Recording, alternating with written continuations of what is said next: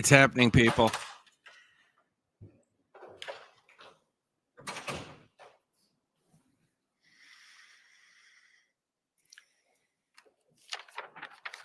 We still have time for a tase.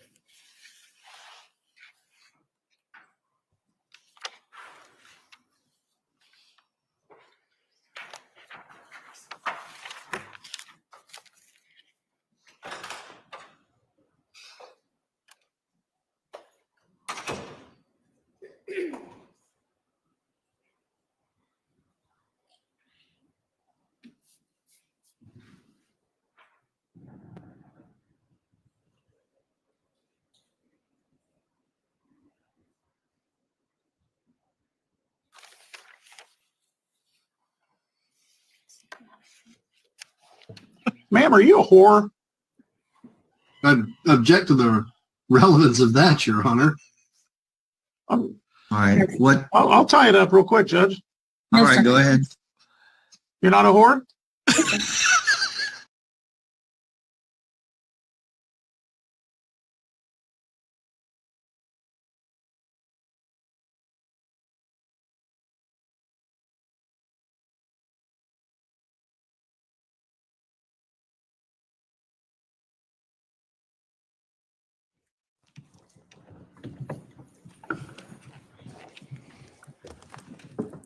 All right, the jury is now present. Please be seated. This is time set for closing arguments. The state can proceed with its closing argument.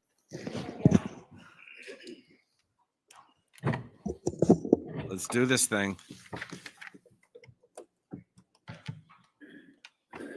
July 18th of 2019, just 7 days after this defendant and her co-conspirator Alex Cox shot and killed Charles.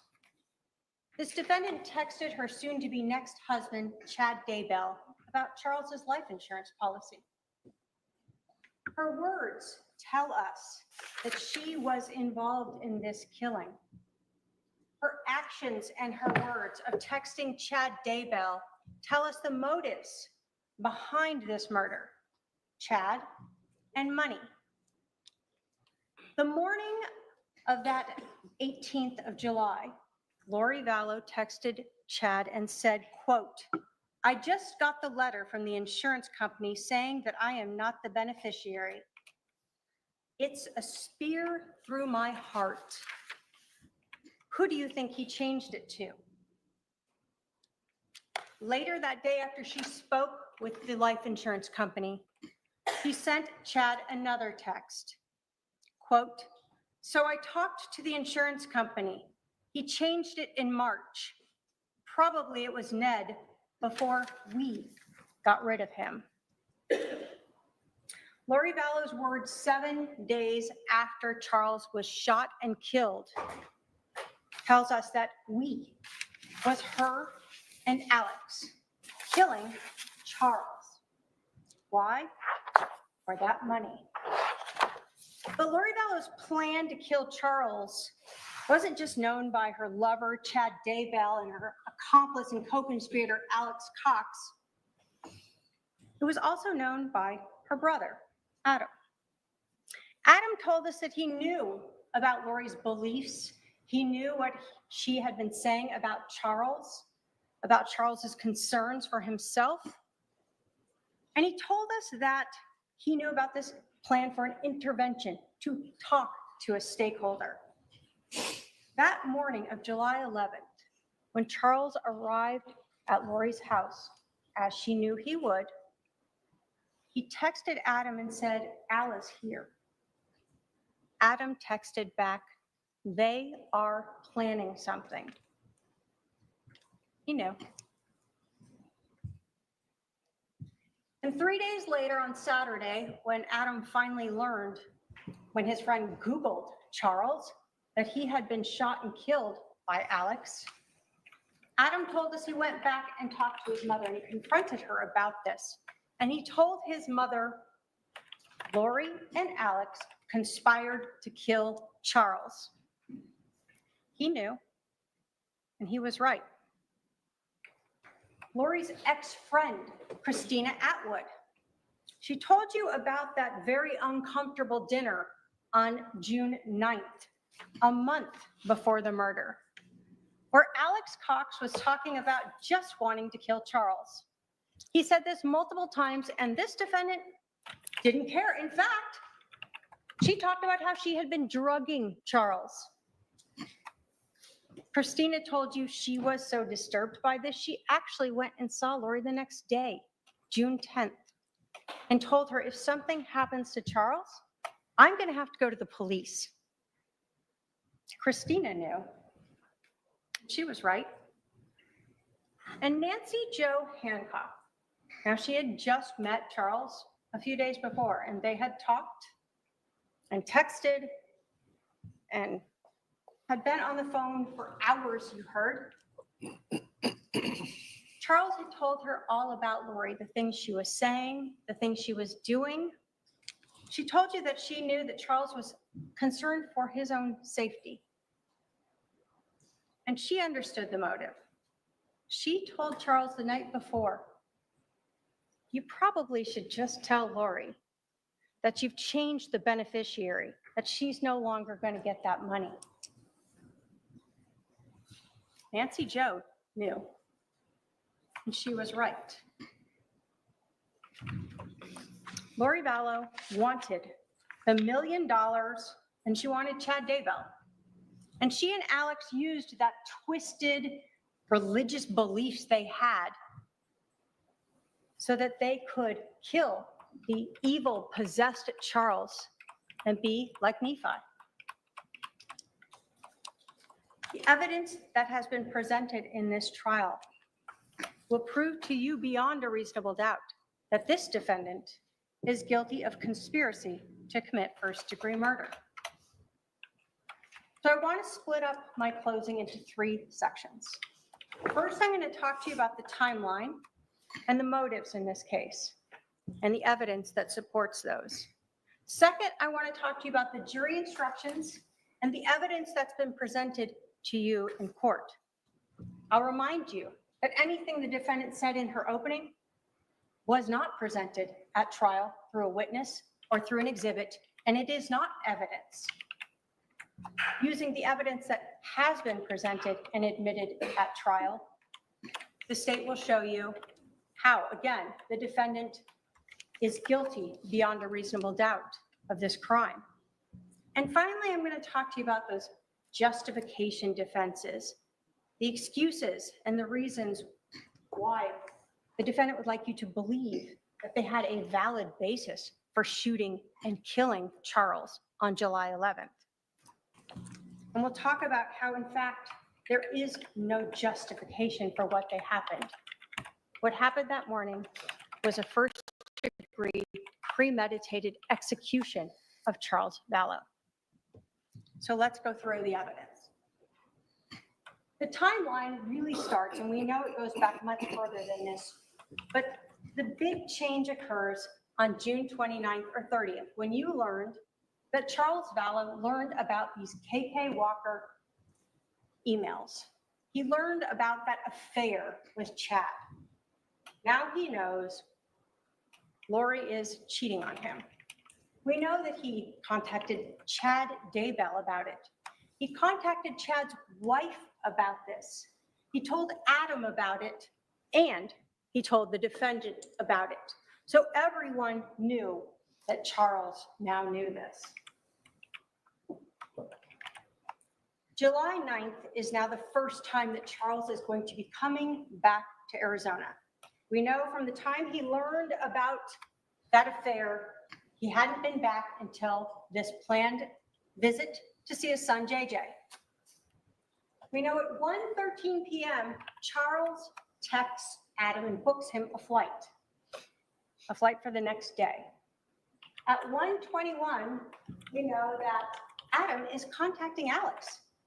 And they talk for 20 minutes. And Alex lets Adam know, sure, you can stay with me. Of course, Alex doesn't know the plan yet, the mission. Lori then starts talking to Chad Daybell. We know that she knows about this intervention. She knows about Adam coming. And we know this because, again, of her text messages. We see Lori then starting to round up the troops. Why does she do this? Because she wants to ensure that on July 11th, it is Charles and only Charles coming to the house and not the intervention of Adam or Brandon or Zach coming over to help him. So she has Melanie. Tells her she can't go to this wedding. She has to stay here. It's coming to a head. This week will change everything. Call me.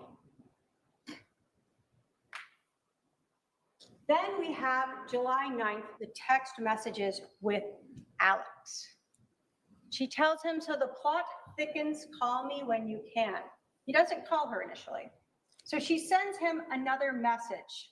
This one really letting him know.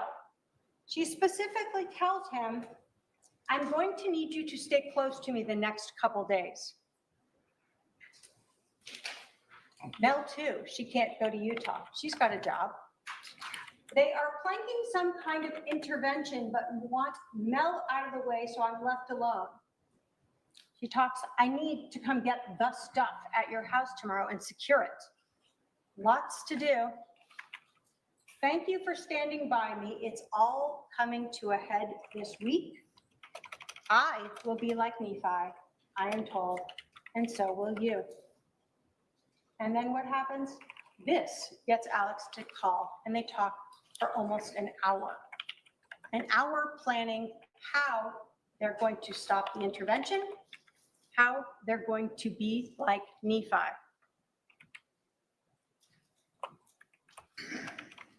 As we get to the 10th of July, and we continue through this timeline, we see Lori again talking religiously with Chad. 149 minutes that morning. She's also texting Lori, or texting Melanie Boudreau, Melanie B, telling her that it's important for the mission, for Melanie to help her by keeping Brandon distracted.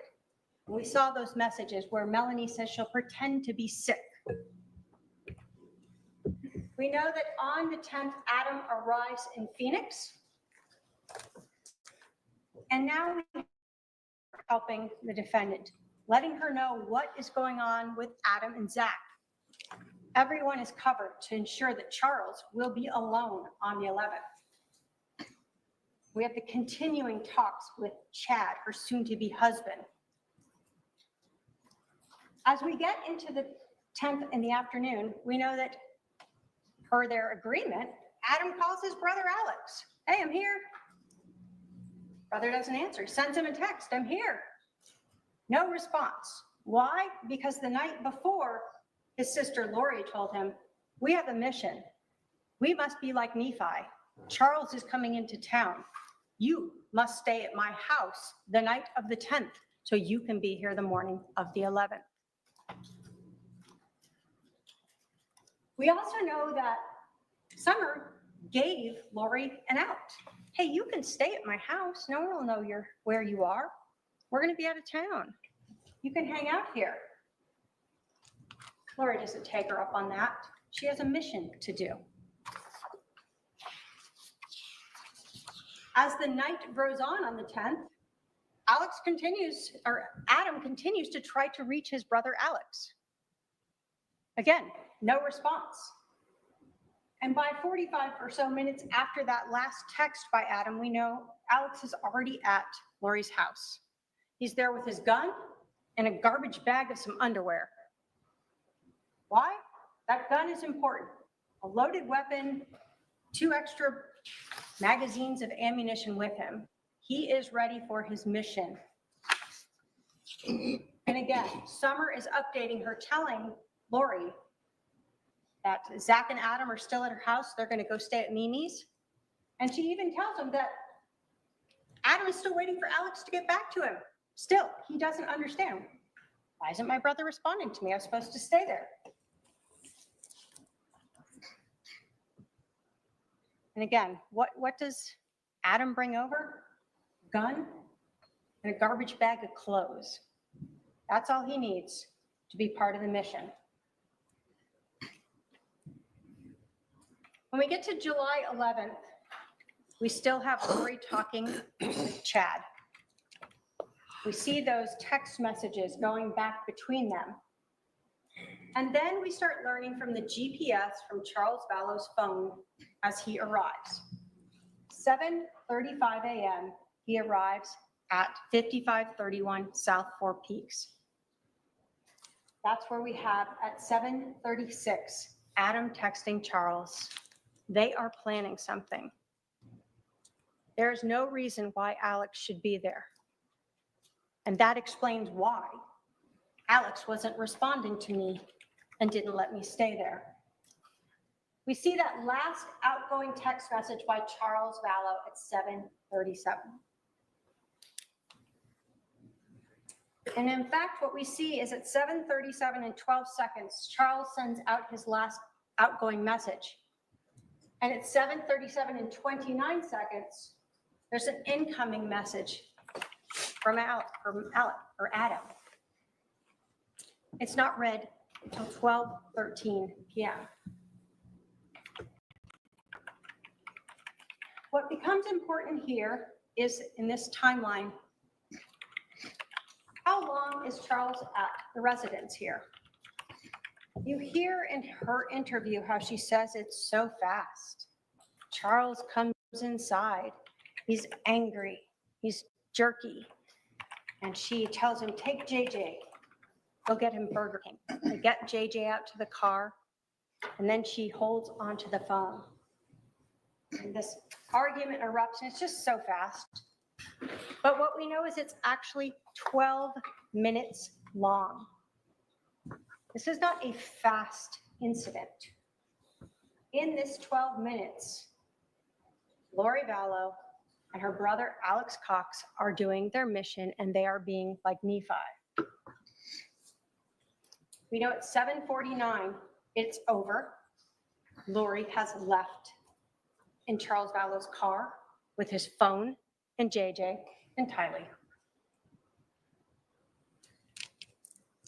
We know that there are 2 phone calls between Alex and this defendant after she leaves. As Charles is laying, dying or dead on the floor, 7:52, 8:06, they talk. 47 minutes passes before Alex calls 911. 47 minutes to stage the scene. The police are advised when they arrive that the shooting just occurred and that CPR was given. Why is that important? Because you heard even during the interviews, the police were trying to figure out this timeline. Didn't make sense. At 8:48, almost an hour later, Lori Vallow returns. And then we see that around 9:40, she is being interviewed at the Family Advocacy Center.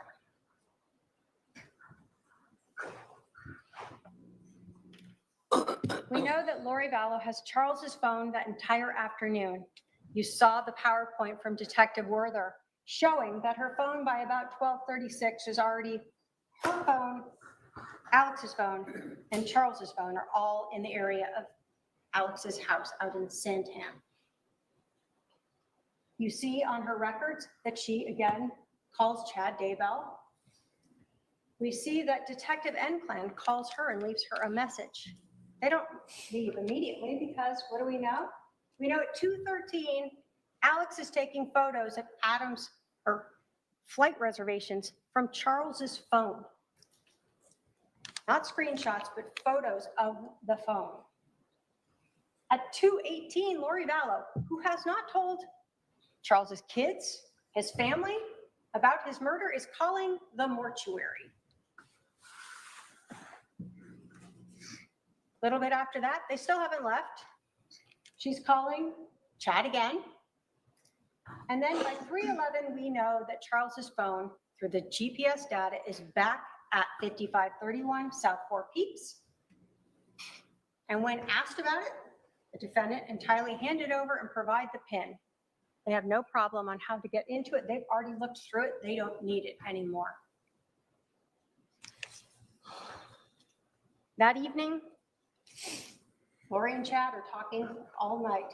You can look through the exhibits and see the multiple calls of them discussing. These aren't calls to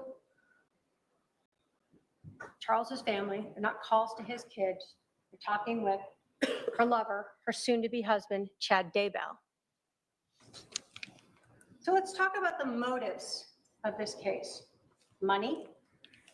We see that from the text messages and the anger that you see through them when she learns that that's been changed and she's not going to get it. Chad Daybell. We didn't go through those text messages, but you can look at them. They are already very romantically involved by the time that Charles is murdered. And it's clear that Chad knows exactly what's going on because he's asking her about the car, about the insurance. All of those things Chad knows. And then there's that religious belief system. The zombies, the Z's, the possessed evil spirits. And her being like Nephi. All a reason and a way to kill someone, just like Nephi, a justified killing. There's that first call when we talk about money motive to Banner Life Insurance. And what was the cause of his passing?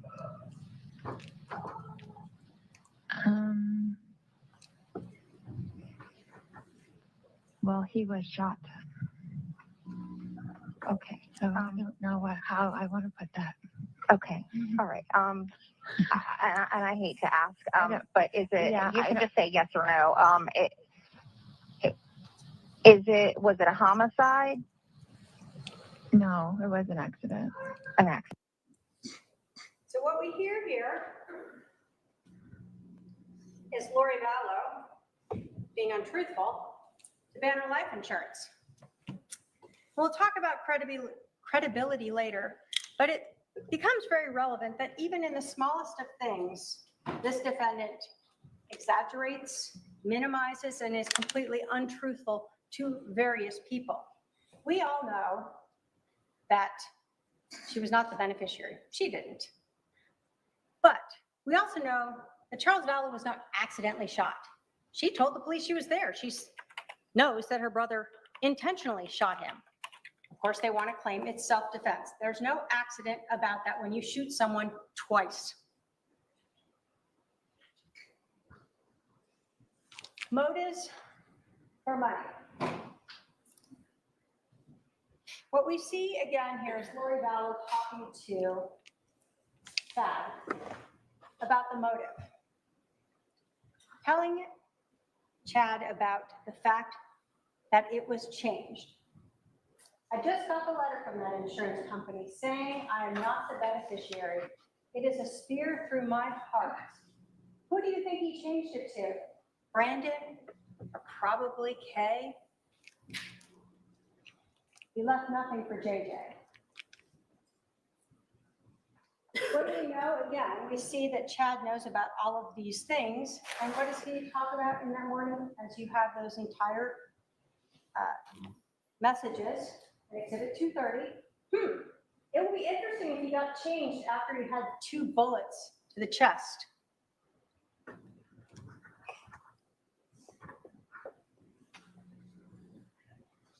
Again, as we talk about the murder, we have later in that day the message that I talked to you about. So it was probably Ned before we got rid of him. We, not I, not my brother Alex, but we did. And then the other thing in this text message that is of importance is the fact that Lori Vallow knew a month before she went to Social Security how much money she was already going to get for the death of Charles. Here she says, I will still get the $4,000 a month from Social Security.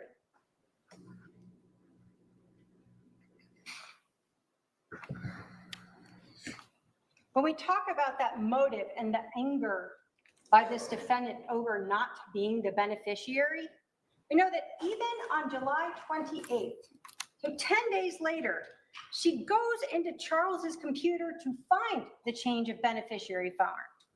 She texts that to Chad to show him, and she sends it to Kay and confronts her about it. Money. That's what she wanted. And Chad. So let's talk about Chad, the affair with Chad Daybell. We know that she knew him as far back as November of 2018, when he came to Arizona and stayed at Lori's house. You were told by Detective Duncan that there were recordings on her Lori for Style iCloud account of Chad Daybell here in Arizona for that Preparing the People conference. You also heard that in the Lolly time, the later account that was created later, that in March of 2019, there were screenshots of flights to Idaho and back to Arizona with both Lori Vallow and Chad Daybell. This is during that time when she disappeared and Charles was taking care of JJ, and she's off flying to Hawaii and Idaho, living the good life with her soon-to-be husband. And then, of course, we know that come November 5th, she actually marries Chad Daybell. That KK Walker email address, this was that June 29th, big change.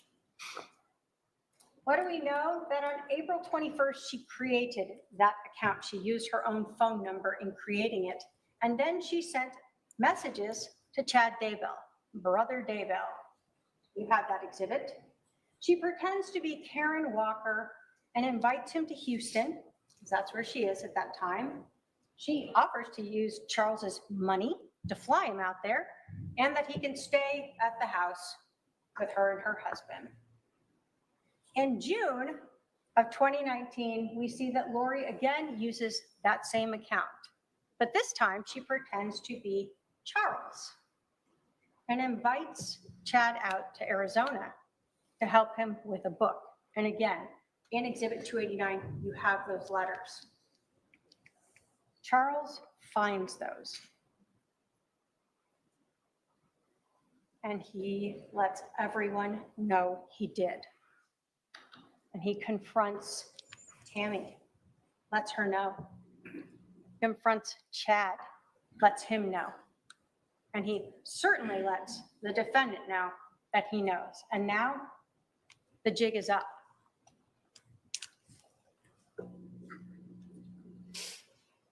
We see in these text messages that were recovered from the iCloud accounts, whether they're under the Bubby context or under the Melanie 2 contact, this relationship between Lori and Chad. If you want to read the story, it kind of mimics them meeting in November, hooking up in hotels, and discussing their love for each other. When we are talking about a motive and a person who wants money and who has not worked for 13 years, who has had her husband pay for her homes, her phones, her cars, allowing her to go to the temple and work out and go to lunch and restaurants. This is a big change in life if she loses all of this. But if she gets $1 million, it's not so big of a difference, along with that Social Security she'll be getting. And then obviously we know that once Charles was out of the way, Lori and Chad were able to get married. So what about those religious beliefs? Everyone that Lori knew, who she expressed them to, told you that they were not in line with the Church of Latter-day Saints. Everyone told you that she said things like she didn't need to repent, she didn't need forgiveness, she could do whatever she wanted now, that she was in a celestial state, translated, that she is spiritually and physically changing, that she's above the priesthood, that she knew who was dark and evil. You saw those text messages, both about Charles and heard from people, as well as about Brandon and Zach and Adam. People who were helping Charles were also dark or Z's. And ultimately, what did we learn? That she associated herself with Nephi, a prophet, a holy man who was justified and asked by God to kill Laban because he was an evil, wicked king who had the tablets that God wanted him to go get. Lori was just like that. She was justified in her killing.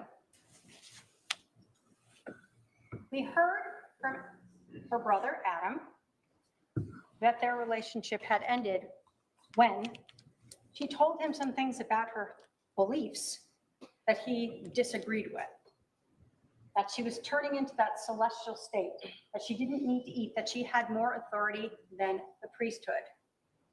Yes.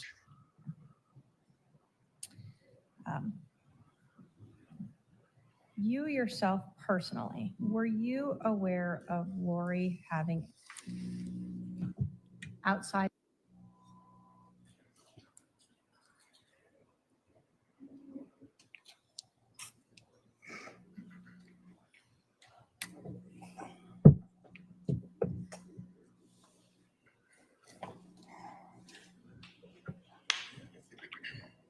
Lori having any beliefs that were outside of what is accepted by the LDS religion?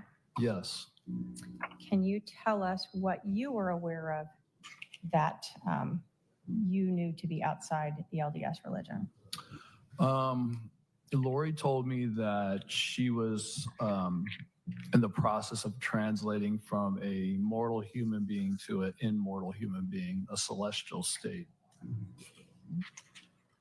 That's something that the LDS religion supports? I haven't heard of it in that it's happened here on Earth yet. Serena Sharp told us about, again, the not repenting and Lori changing physically and spiritually. Members of the LDS Church? Yes. During this time, did Lori ever tell you things about her beliefs that seemed to go against what you understood or what you were taught through the LDS Church? Yes. Did Lori ever tell you that she did not need to repent? Yes, she did.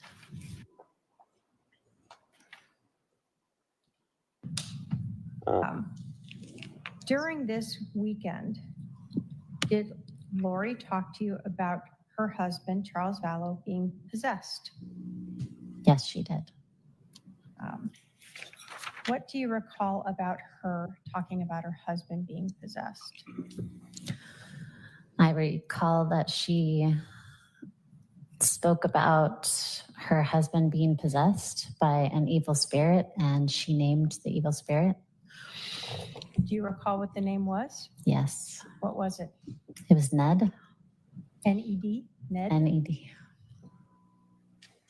Now, Serena Sharp was someone who met Lori in November, texted or talked with her for a while, and then was invited to that girls' weekend. One of the jury instructions you're looking at, and we'll talk about more, though, is the credibility of a witness. Serena Sharp has no dog in this fight. She knew Lori for a little while. She was invited to, I'll call it the inner circle. The defendant told her some things that went against her religious beliefs. And she said pretty much after that, the defendant stopped talking to her. Now, how do we know she's being truthful? Well, we see Ned in lots of text messages. This just helps tell us that this is something Lori was telling lots of people, that her husband is possessed by this evil spirit, Ned. And we learn later that, like Nephi, she can get rid of him.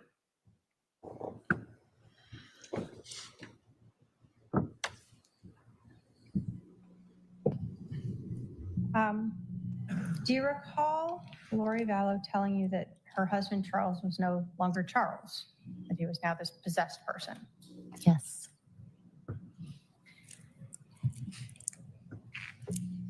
When Lori was talking to you about Ned, was she explaining that this evil spirit was now in the body of her husband?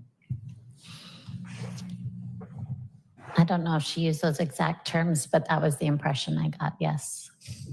So the word she used expressed to you that idea that this evil spirit Ned was now in her husband's body.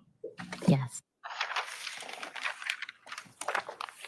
The other thing that Serena Sharp told us was Lori using that term zombie. You remember how upset the defendant got by her saying that. But again, why would Serena make up any of this? She has no reason to. What she recalls is that that is a term that this defendant used when speaking of people like her husband who were possessed by these evil spirits. We heard from Christina Atwood as well, the same concept that Lori Vallow repeatedly would say. Did she tell you, as well as the other women who were at this meeting in February, that her husband was possessed? Yes. So it wasn't just you in a private conversation. Correct. She was open about it. Yes. So again, we see this ongoing timing of Lori Vallow talking of her evil, dark husband, who she later is authorized under her religion to get rid of. We know as well from Christina Atwood that there is a progression of these beliefs becoming more deviated from the LDS religion as she is meeting with her between February and June when she finally hears those words. From the time you started meeting with these gatherings in February through to June, did you start to see sort of a progression of things that Lori was telling you that seemed outside of your faith? Yes. Did she make statements to you that you believed went against your religion? Yes. Did she at any point tell you that she did not need to repent anymore? Yes. What is that? What's that meaningful to you in your religion? We believe that every single person outside of Jesus Christ has reason to repent. Other than Lori Vallow, according to her words to multiple people. So let's take all of this, the motives and this timeline now, and talk about some of the jury instructions and all the evidence that supports proof beyond a reasonable doubt that this defendant is guilty. I want to start with talking to you about direct and circumstantial evidence. You have a jury instruction that tells you that evidence may be direct or circumstantial, that direct evidence is the testimony of what a witness saw, heard, or otherwise sensed, and circumstantial evidence is proof of a fact or facts from which you may find another fact. You're told the law makes no distinction between direct and circumstantial evidence. And this is relevant. The witnesses have often been questioned. Did you see, hear, or do that? What you are told is you can actually use circumstantial evidence to convict anyone. But let me give you an example of this. Imagine you are sitting on a beach. Just you, it's quiet. Off to your right, there's some rocks and you can't see around that. While you're sitting there, a person walks by, you watch them walk by and they go around the rocks and you can't see them anymore. And then someone runs up 5 minutes later and they say, hey, did you see someone come by here? You say, well, yeah, I saw them walk that way. That is direct evidence. You saw it. Now imagine you're on that same beach and it's completely empty. You close your eyes for 5 minutes. Just relax. Before you closed your eyes, the beach was completely pristine. And when you open them up, now you see footprints. You can see the toes facing off to your right, the heels, and you see them go all the way around the rocks there. Somebody again runs up 5 minutes later and they say, hey, did someone come by here? And you go, well, I mean, I didn't see them, but they must have gone by in the last 5 minutes because you can see their footprints. They went that way. That is circumstantial evidence. You can infer from that that someone went by and where they went.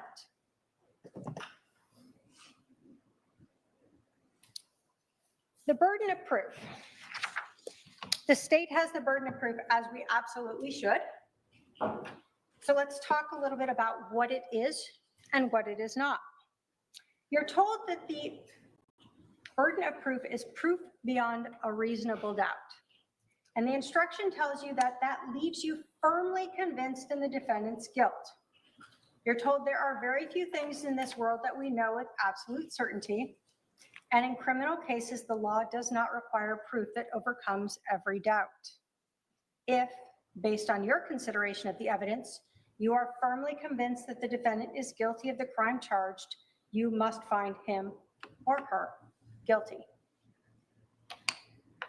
So I want to start by saying what proof beyond a reasonable doubt is not. It is not proof beyond all doubt. It is not proof beyond all conceivable doubt. It's not proof beyond all possible doubt, and it's not no doubt. You're told that there are very few things in life we know with absolute certainty. So just because someone says, what if? That is not a reasonable doubt. What you're told is it's proof beyond a reasonable doubt. As we go through the evidence and apply it to the crimes, we will show you that there is no reasonable doubt as to this defendant's guilt. So let's start with the crime itself. Conspiracy to commit first-degree murder. There are three stages in this, or three things the state must prove. One, that the defendant or her co-conspirator caused the death of another person. Well, we know that Alex Cox shot and killed Charles on July 11th of 2019. Alex called 911. Alex indicated he was the shooter. He was the only one home. It was his gun. His credit card or debit card was in there with the gun. And we know that Lori told the police that her brother killed Charles. So we know that he caused the death of, so that. Two, that they intended or knew that she or a co-conspirator would cause the death of another person. When we are looking at this case, we are looking at the defendant's words, actions, and motive. The words and actions of having her brother Alex come over on the 10th with a gun so that he would be there when Charles came over to pick up JJ. The actions that day of taking Charles's phone, ensuring that he could not leave, that he could not take his son to school. The defendant told the detectives how angry and screaming Charles was about the phone, but she didn't just give it to him, throw it at him, tell him to get out, whatever you might do. She held onto it and told the police that she walked away with it as he's trying to grab it. The defendant's actions and words show us that she is the only reason why Charles stayed in there and the only reason why Charles was shot. Then there's those 12 minutes. Defendant tried to pretend that this was a quick, angry scuffle. But Charles is there for 12 minutes. The defendant is there for 12 minutes. Alex is there for 12 minutes before she leaves. We look at her actions when she came back. She told the police her brother was hit in the head with a bat. She never asks how he is. She's not concerned about his injury. She's not concerned about her husband being dead on the floor of her house, her child now without a father. The lack of words that she said there and her demeanor show again that she was well aware of what was going on and part of this incident. We look at her words to Chad, that Charles changed his life insurance policy before we got rid of him. They show her intent to kill Charles.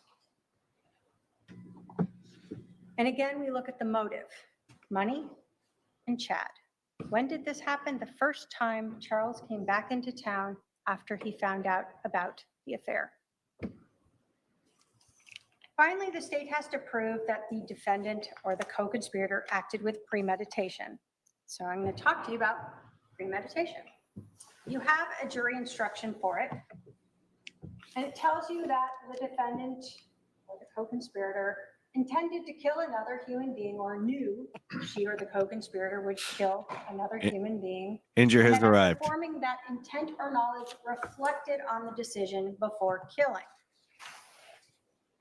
It is this reflection, regardless of the length of time in which it occurs, that distinguishes first-degree murder from second-degree murder. You're also told an act is not done with premeditation if it is the instant effect of a sudden quarrel or heat of passion.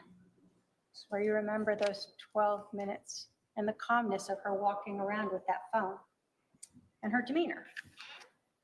You're told the time needed for reflection is not necessarily prolonged, and the space of time between the intent or knowledge to kill and the act of killing may be very short. So I'm going to give you an example. It's a lot of legalese, and then we'll talk about what we really have here. So imagine again, you are driving your car. You do every day. And you're coming up to an intersection and you see the light turn yellow. And in that second you think, do I want to run it? Or do I want to slam on my brakes and hit it? Stop before I go into the intersection. You think about that, and then you decide, I'm going to slam on my brakes, and I'm going to stop. That is the time it takes to reflect. That is the time it takes for premeditation.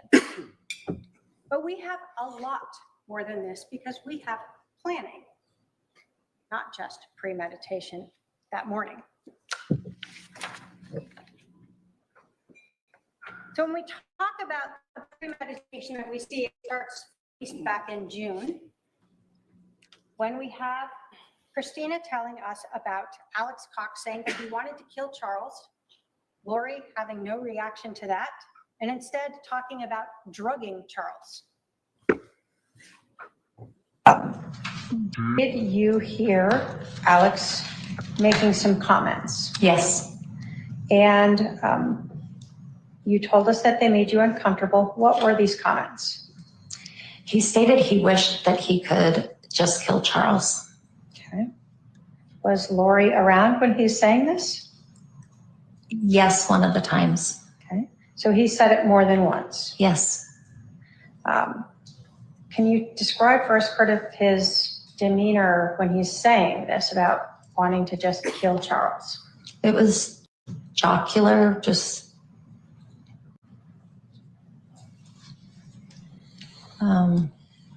as I recall, he was standing up and just talking about it pretty loudly. And you said one of the times that he said this, it was around Lori. Yes. Did she react in any way to hearing her brother say that he wished he could just kill her husband? Not that I recall.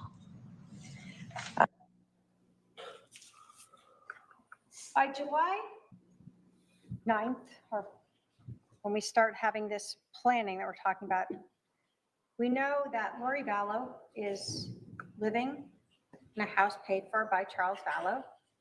We know from even her statements to Detective Enclan that she doesn't like Charles, is what she says, but Charles won't file for a divorce. We know from her words and text messages that she wants to be with Chad Daybell, but Charles is her cash cow. She hasn't worked. He pays rent, car, cell phones, her travel. And so as far back as June 9th, we're already hearing that Alex and Lori would like to not just get rid of Charles, but kill him.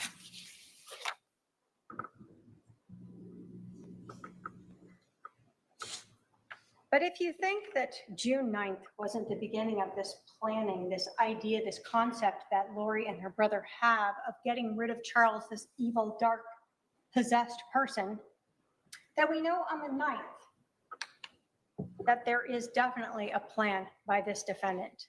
And we see that through those text messages with Melanie, with Summer, with Alex, where she speaks of the mission, where she talks about telling Melanie, you can't leave. You got to pretend to be sick and stay here and keep track of Brandon so he doesn't come help Charles. He can't be in the picture. We need to stay here to defend ourselves from an intervention.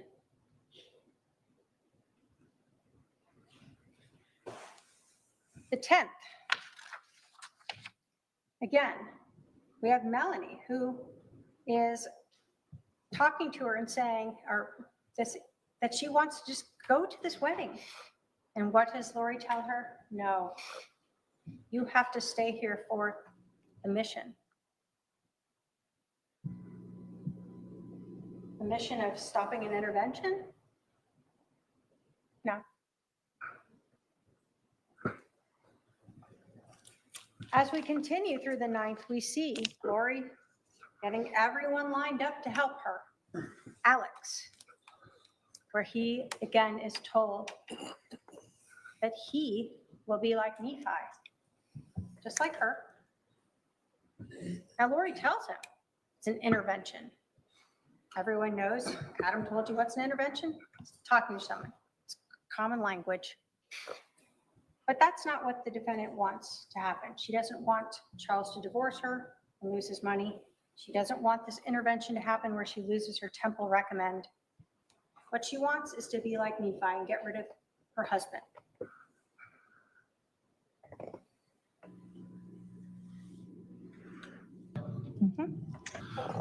Well, Nephi was a prophet in the Book of Mormon. It's the first chapter. He is a prophet, very humble and faithful servant of the Lord. Ironically enough, his brothers tried to kill him at one point. But he actually ended up going to Jerusalem to get these plates back, and he was run off, came back, and then went back again because the Lord asked him to. And when he did, the King Laban, who was actually a wicked king, was laying on the ground drunk in front of him, and Nephi was told to kill Laban. Who was he told by? The spirit, or God. So God was using a Holy Spirit to tell him to kill Laban, and Yes. did he? Yes, he did. Was that something he anguished over? Yes. But ultimately, it was a justified killing. Yes. You heard from Detective Duncan that everyone he spoke with gave this same story. And again, the defendant questioned others about this story. But what we've heard is from Detective Duncan and from Adam that Nephi is this justified killing. When we think about her religious beliefs and what she's been telling people about not needing to repent, about telling people who is dark and evil, a zombie or a Z, that she is above the priesthood, it makes sense that she feels justified in determining who should live or die, just as she told her brother on the 9th. And we know that in fact we're talking about a justified killing because Alex brought a gun over. He didn't bring the Book of Mormon to talk to Charles about something. He didn't bring a friend to try to record Charles saying something. He brought a gun with him. And then he waited there for his sister's husband to come into the house so he could kill him. What we see is a very planned out premeditated murder. But let's talk about some additional premeditation. Again, as we're looking at Summer, we see on the 10th that Lori is having her sister update her on where Adam and Zach are staying, so she knows they're not with Charles. They're not coming over. They're not going to be interfering with their justified killing.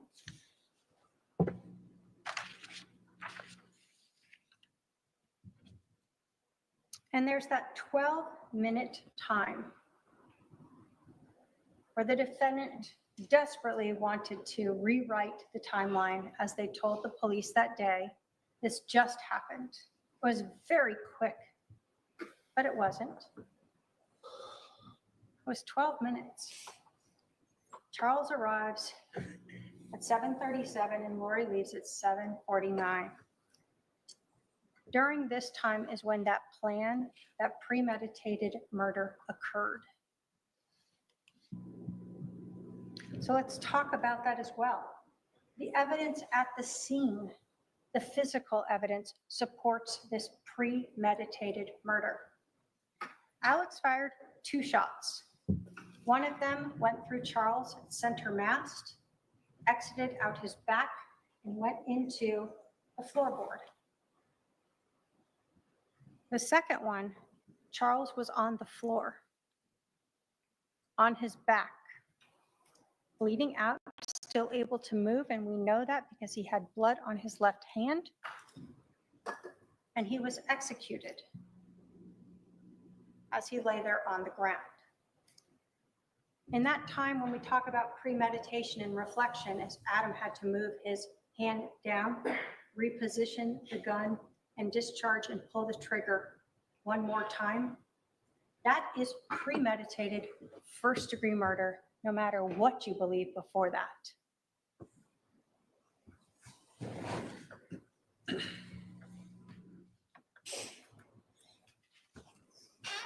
Again, when we talk about that physical evidence, we saw the fact that the location of that bullet defect in the ground matched right under Charles's left shoulder. And we heard from Dr. Baumgartner. Dr. Baumgartner told you that this was a classic sword wound. And no matter how many questions could be asked about him of maybe a bamboo shirt might stop a bullet in one location but not in another, or how many matrix-like hypotheticals where maybe Charles bounced back up and then on his way down, the bullet slowed down through him and waited till he hit the ground again before it exited.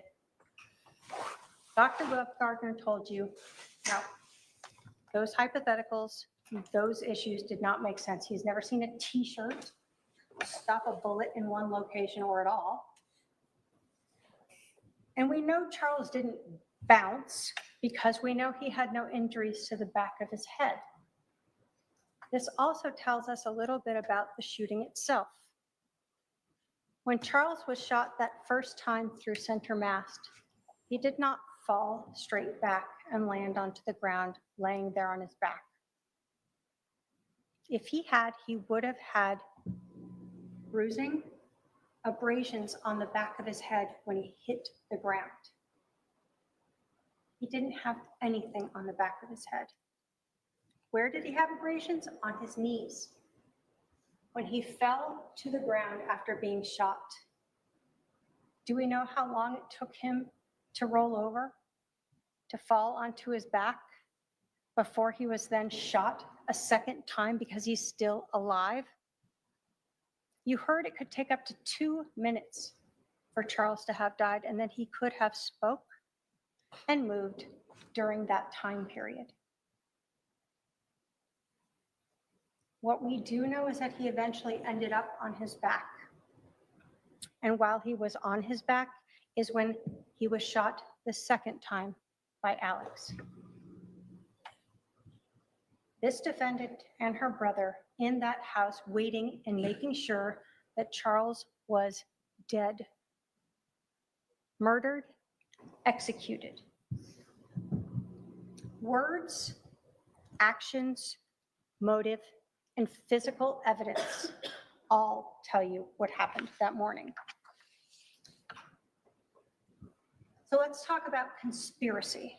And I know there are a lot of layers here, and I'm just building them up for you. You're told in your jury instructions that conspiracy requires proof. One, the defendant agreed with one or more persons that one of them or another would engage in certain conduct.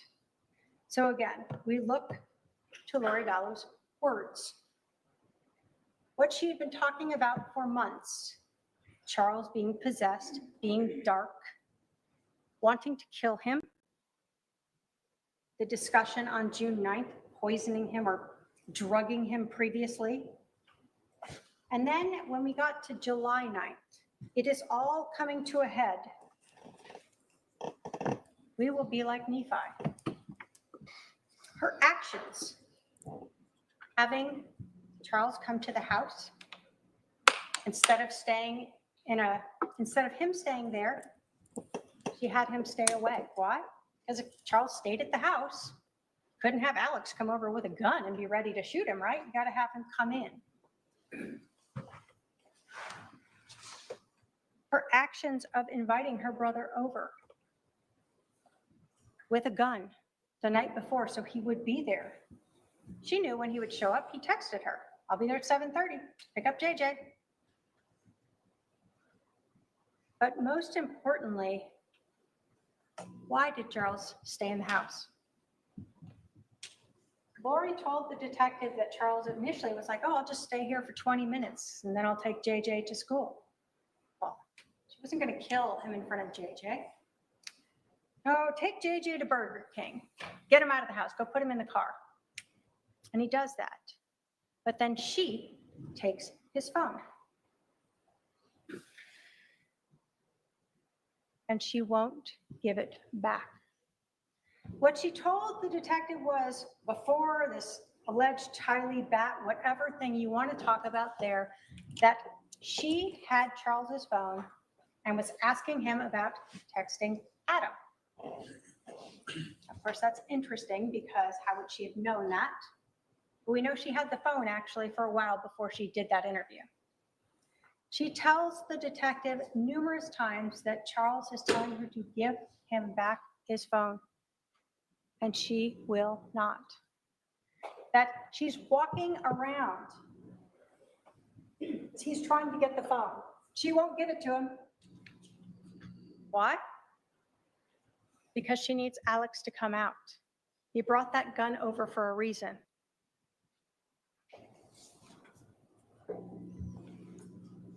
So she agreed with one or more persons, her brother, Alex, that she intended to promote or assist the commission of such conduct. Well, of course, we know both the promote, she is the one who on the 9th said, "We will be like Nephi. It's time to stop this whole thing. Charles trying to take my temple recommend, all this stuff that's going on. Time to kill him." And of course, she assists by ensuring that Charles stays in the house when she takes that phone. And of course, they knew that it would constitute first-degree murder. It's what Nephi did. Only unlike Nephi, where it was justified, here, ladies and gentlemen, this murder was not justified.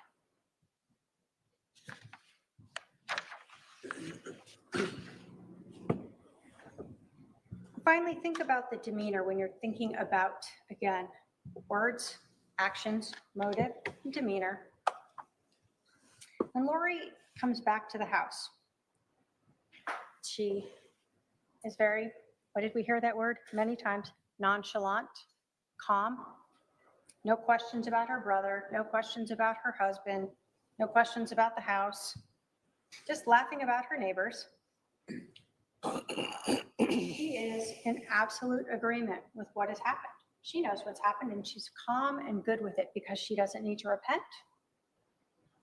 She is able to determine who should live and die, and she has done that.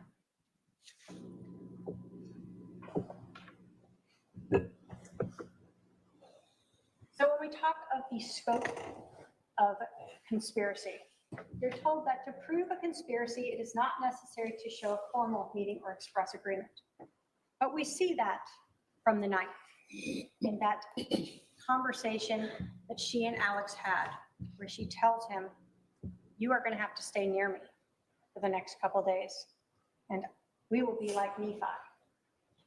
You're also told that a conspiracy may be inferred from circumstances showing a common criminal objective. So, because you don't have someone who says, I heard them say, we shall conspire. You can infer that from the conduct of what happened on the 9th, the conduct of what happened on the 10th, and the conduct of what happened on the 11th. All infer to you a conspiracy of Alex coming over with his gun to shoot and kill Charles.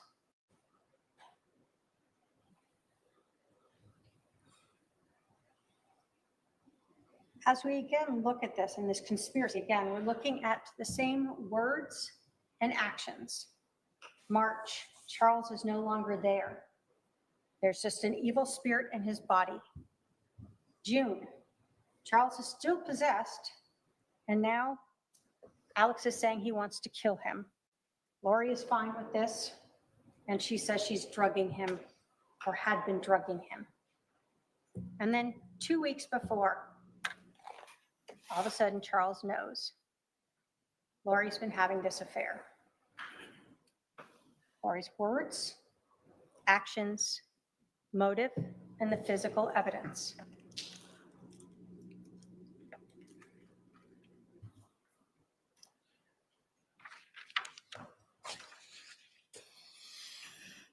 Conspiracy again, we see that Lori and Alex know exactly when Charles is showing up. Alex doesn't go to the door according to Lori and confront Charles or tell him we'll send JJ out and you can leave with him.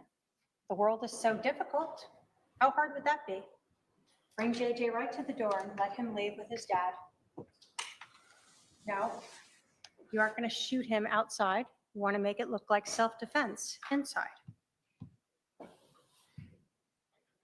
As you go through this and we think about what's going on, the defendant doesn't even care. She wants her husband killed so bad that she's willing to let her brother bring over a loaded gun in an unlocked gun case in a house with a 7-year-old autistic child. That's fine.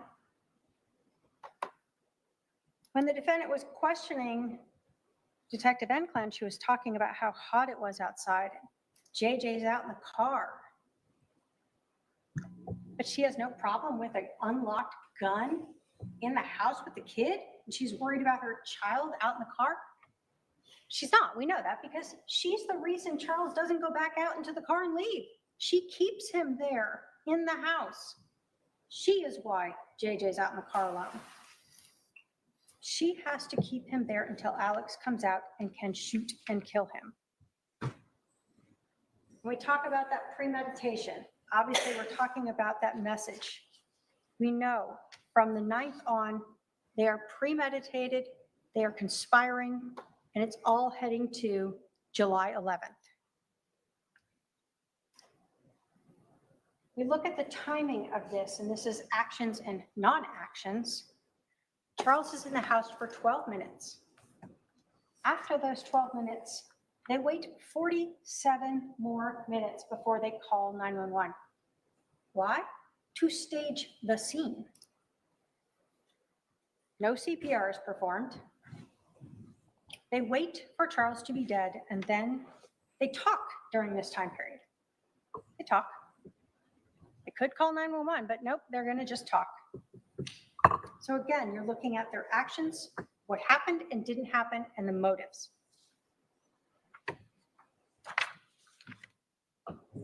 There's the gun that was used to kill Charles. We're going to go through a couple of these exhibits, some of what Lori said, and it's exhibits 192 and 197, where she again says that Charles came over and said he was just going to hang out at the house for like 20 minutes, take JJ to school. She, of course, tells him to go. And when JJ is out in the car, she has Charles's phone, and she won't give it back. And no matter how much she says that Charles is screaming at her to give the phone back, she won't. And all of this conversation about Charles demanding the phone back is prior to her statement to Detective Enclin that Tylee comes out with this fact. This is all her doing. This is her as an accomplice assisting and promoting this murder. Lori is setting up Charles so Alex can shoot him.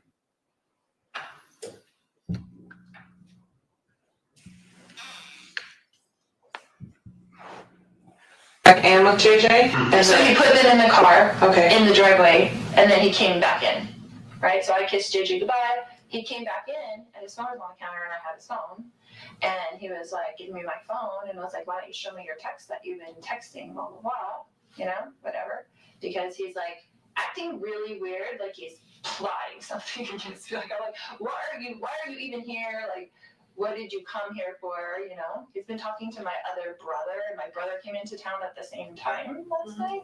And I haven't talked to my brother in a while, my other brother. And I was like, and so he was texting him on the phone when he first got to my house. And I'm like, why are you texting Adam? Like, do you even talk to him? Like my other brother. So when you listen to these clips and the interview of Lori Vallow, you have to put into context, this is 9:52 in the morning when this part of this interview is occurring. And she's telling the detective that she confronts Charles about texting her brother Adam. Now, she's had the 47 minutes she's been driving around, and then that time at the house when she's waiting outside to learn all of those texts and what's been going on between her brother and Adam and Charles. And so she is now mixing this in to her interview. And so when you're listening to her interview, we know she's trying to work out this, what happened? How did this go? You can watch her demeanor as well. And as you're going through this, see how she's just telling a story here, like what happened, almost chuckling about it. Okay. So this morning he comes back in and... He comes back in, I wouldn't give him his phone. He was screaming at me to give him his phone. He was very worried about whatever was on his text that he did not want me to see. And so I was just holding it there, and he was screaming at me. And I was kind of walking towards around the house with it, so he couldn't get it. He's like reaching for it and stuff like that. So again, JJ's in the car, Tylee's not out, Alex isn't out, and she is making sure that he doesn't leave. She's walking around the house, holding his phone, refusing to give it to him, making sure her autistic child is sitting out in the car even longer so that she can ensure that exactly what they've been planning happens, that Alex has time to come out with the gun that he brought over and shoot and kill Charles. This defendant is the only reason why Charles didn't leave with JJ. This defendant is the one who provoked Charles by taking his phone and refusing to get it back. This defendant is the one who ensured that Charles was inside without JJ so Alex could shoot him. And this defendant is the person who set up Charles so that her brother Alex could shoot him. Let's talk about staging the scene. We know obviously from the first responders that when they arrived, no CPR was given. You heard from Officer Wierzbecki that when he felt Charles's neck, he thought he was dead already, but they still let the first responders in because they've been told CPR had been given. And what do we know? That they arrived within a few minutes. No one had ever tried to save Charles. No blood had been pushed out of him from CPR, whether strong or light. He had been dead for quite a while. His skin was mottled when they started cutting open his shirt and looking to the back, and lividity, the blood pooling, was occurring already. So they kind of knew something was off with that timeline. So what about the scene itself? The bat.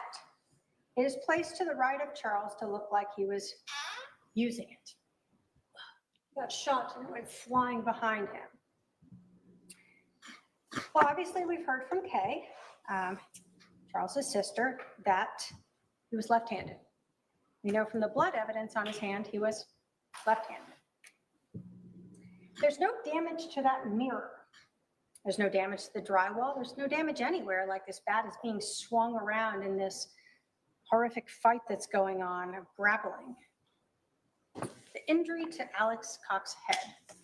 You heard it was a small 1-inch cut that he was using a paper towel to pat, and at times, as you watch that Exhibit 1, rubbing it, making sure it stays bleeding. There is no blood at the scene from this giant grappling thing going on that Lori Vallow wanted them to believe. His head is bleeding and they're grappling around and he's being beat with this bat, and yet not one drop of blood on the floor. Not one drop of blood going down the hallway when he put that gun away. Not one drop of blood on the gun itself. And then the shoes, left by the door to look like Lori Vallow had run out in fear after this horrific incident that they planned. But we know from the Walgreens video is that she did enter the store with shoes, something on her feet. So we're going to go through. We know Charles, again, left-handed. With your brother. Yeah.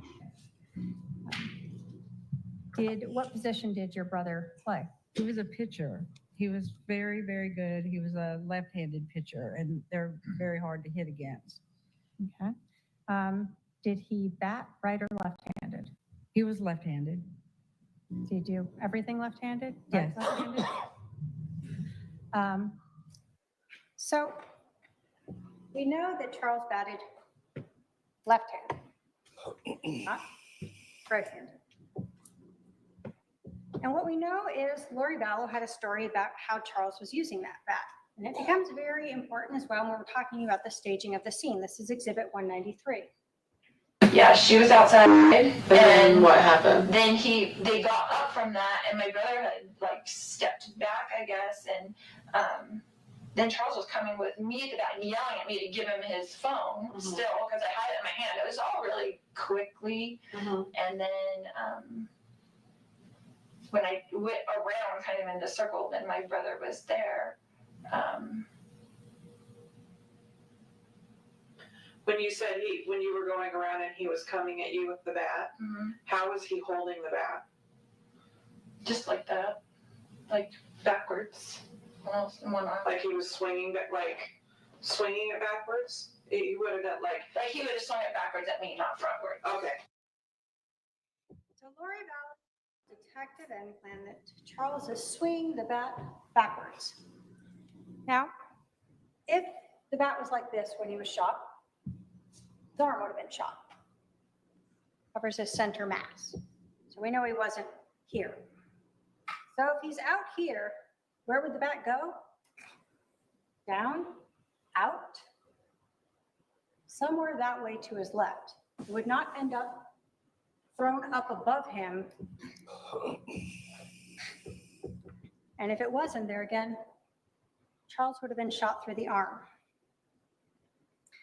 Obviously, Alex forgot that Charles was left-handed. So when he placed that, like he was coming at him with a bat, their stories didn't quite match up with the evidence. So if we rely on Lori's story of how Charles was holding the bat, then there's zero way that that bat would end up where it ended up. And again, we know he's left-handed from not only Kay, but his own admissions of that blood on his hand. So we see the scene is staged, this bat that is so necessary to try to ensure this justified killing is legally justified and not just spiritually justified. When we talk about the scene as well, and you're looking at where Charles was, at least when that second shot went through him, you can see in the photograph to the right, the shot to Charles's chest right between his nipples, and the shot to Charles's abdomen down lower.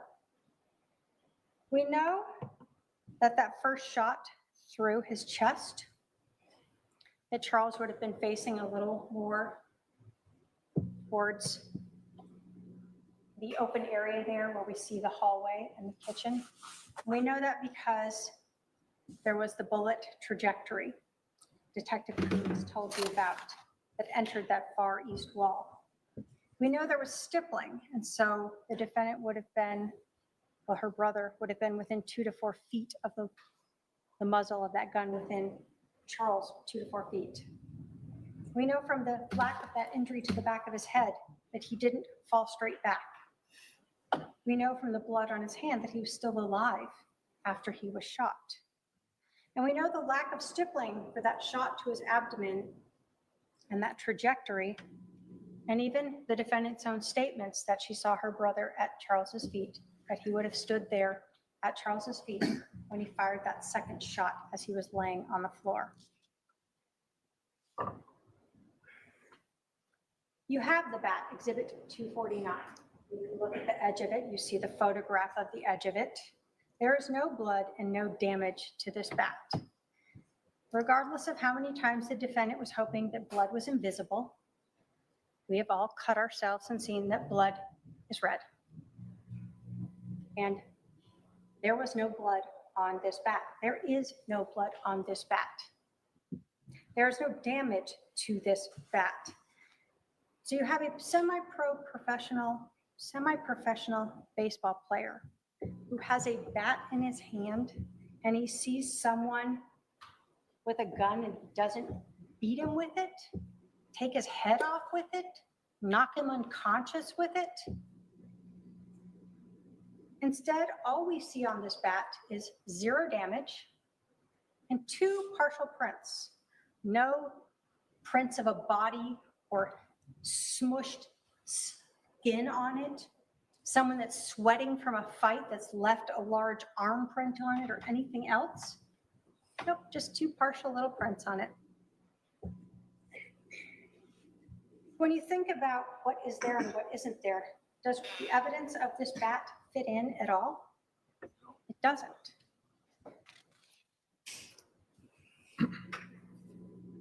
We look at Charles's watch. No damage to it, no scratches to it, no dings to it as he's grappling on the floor like Lori wants you to believe.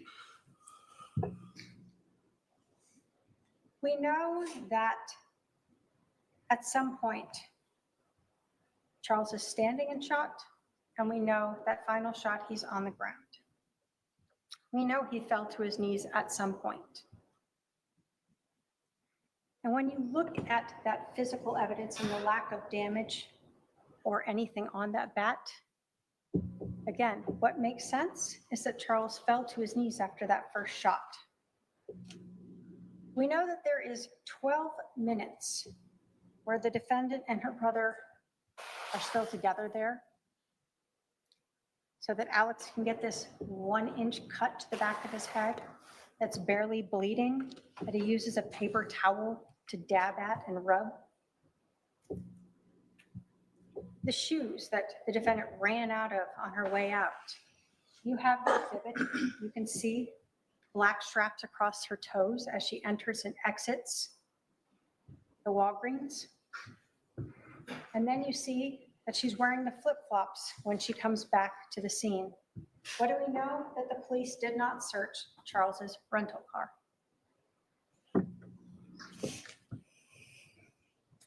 Credibility.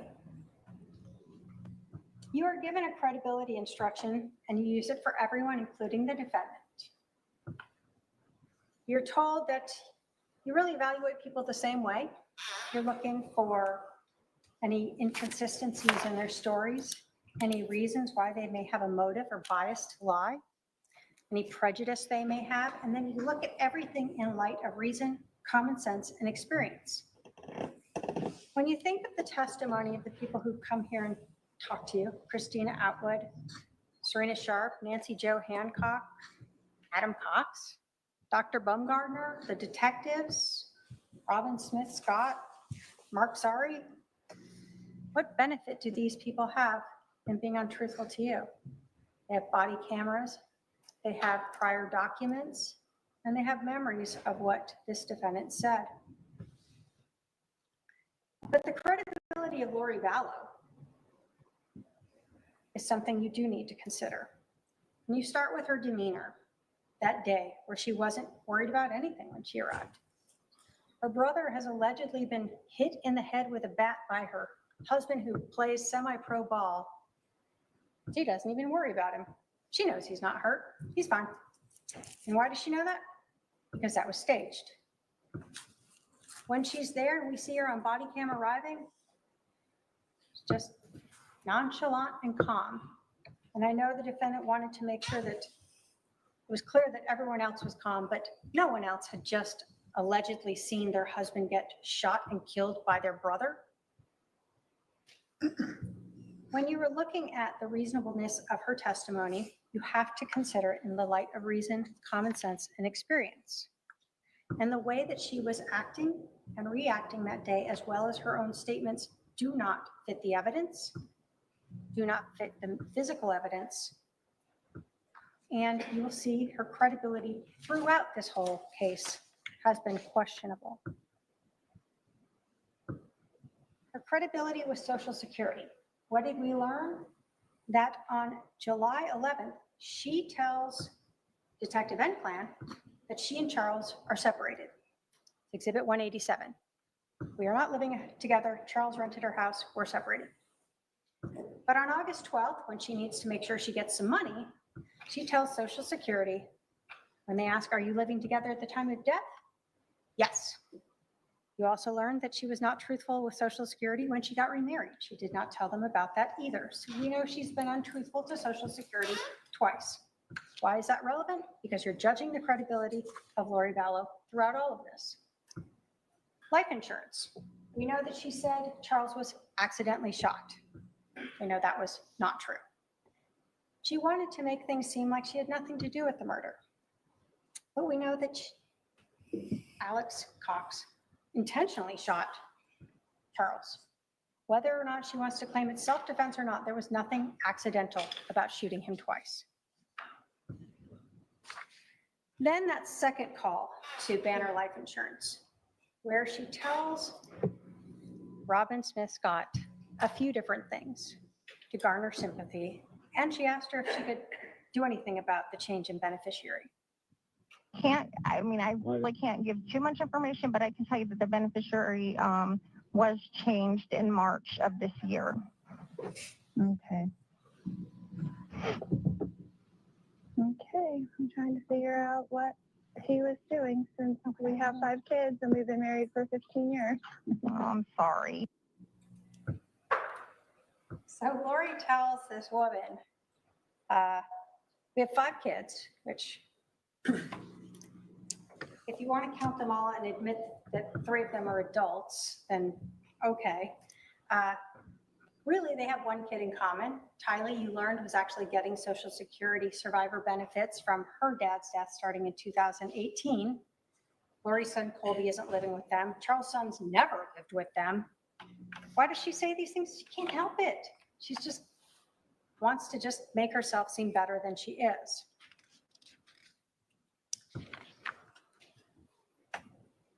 What about the credibility of her interview, even during the police interview? We've talked about a few things, but one of the things she told the detective. And I didn't file anything or whatever. And then he filed something against me and said, I'm only going to get supervised visits because I'm crazy and blah, blah, blah, you know, the story. And so I just didn't talk to him for like 30 days and let him take care of him and let him see what I've been doing. So again, she can't even be honest and say 2 months. She's got to be like 30 days. I was kind enough to just leave my husband with my son for 30 days. What we know is that Lori Vallow was gone a total of 78 days, 58 while she's flying to Hawaii, going to Idaho and back with Chad. And who's taking care of JJ? Charles. And Kay is coming here regularly to help take care of JJ, to help run the business. And then eventually on March 28th, That's when Charles finally decides he hasn't been able to find Lori. He doesn't know where she is. He's going to move to Houston to be closer so his sister can help him more easily. And this is when Lori finally shows back up. So again, even the simplest thing of just trying to be honest about how long she's been gone, she has to minimize it and make herself seem better. With your cross. The shoes.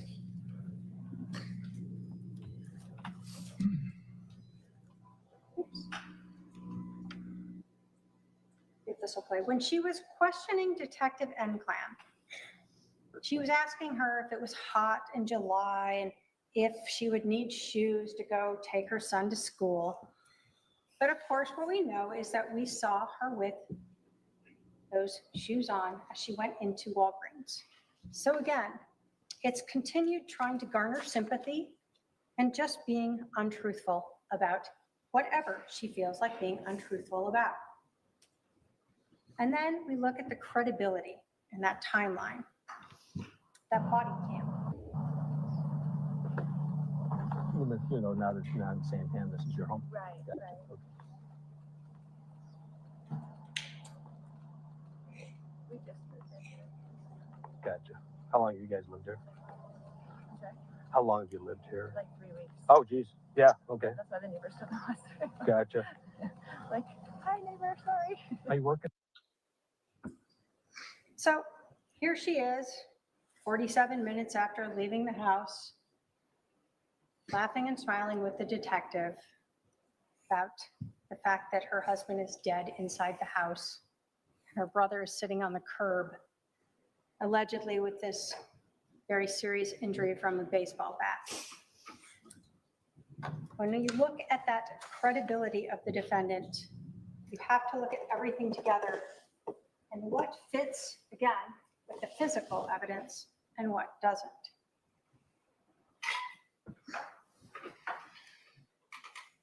Finally,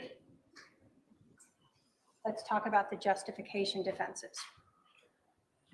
What we know is that Lori Vallow thought she was like Nephi, that she was justified in killing Charles, that her brother, who was supposed to be like her, was also justified in killing Charles. But Lori Vallow is not justified under Arizona law, nor is Alex. So let's go through the different justification defenses.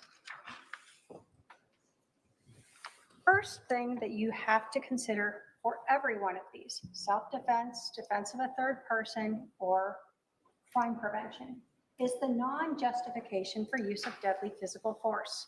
You're told if a person is not justified in using or threatening physical force or deadly physical force against another in response to verbal provocation alone. So Charles yelling and screaming at her to give his phone back does not justify you shooting him. Or a person is not justified in using or threatening deadly physical force if the defendant or co-conspirator provoked the other's use or attempted use of unlawful physical force.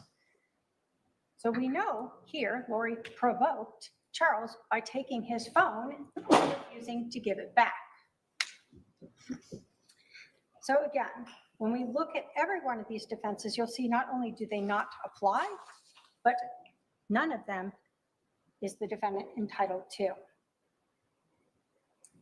This is not self-defense. In self-defense, you're told that a person, a reasonable person, can use deadly physical force if they believe that deadly physical force was immediately necessary to protect against another's use or apparent attempted or threatened use of unlawful deadly physical force, and the person used or threatened no more deadly physical force than would have appeared necessary to a reasonable person in this situation. We know that Lori Vallow used Charles's phone to get him to come back inside, and she used his phone to keep him inside and give her brother time to come out and shoot and kill Charles. We know from the physical scene itself that Charles did not use a bat. We know from the physical evidence of Alex's 1-inch cut to his head and the lack of blood or concussion, the lack of damage to the mirrors, the walls, the location of the bat in relation to Charles, they all tell us that Charles did not use a bat. We know that Charles was a semi-professional baseball player. This would not have ended that way if he had had a bat. But even if you somehow think that he did have a bat and he was swinging it at Alex, the defendant, whoever, he still was not justified in shooting him when he was on the ground. It has to be immediately necessary to protect against another's use.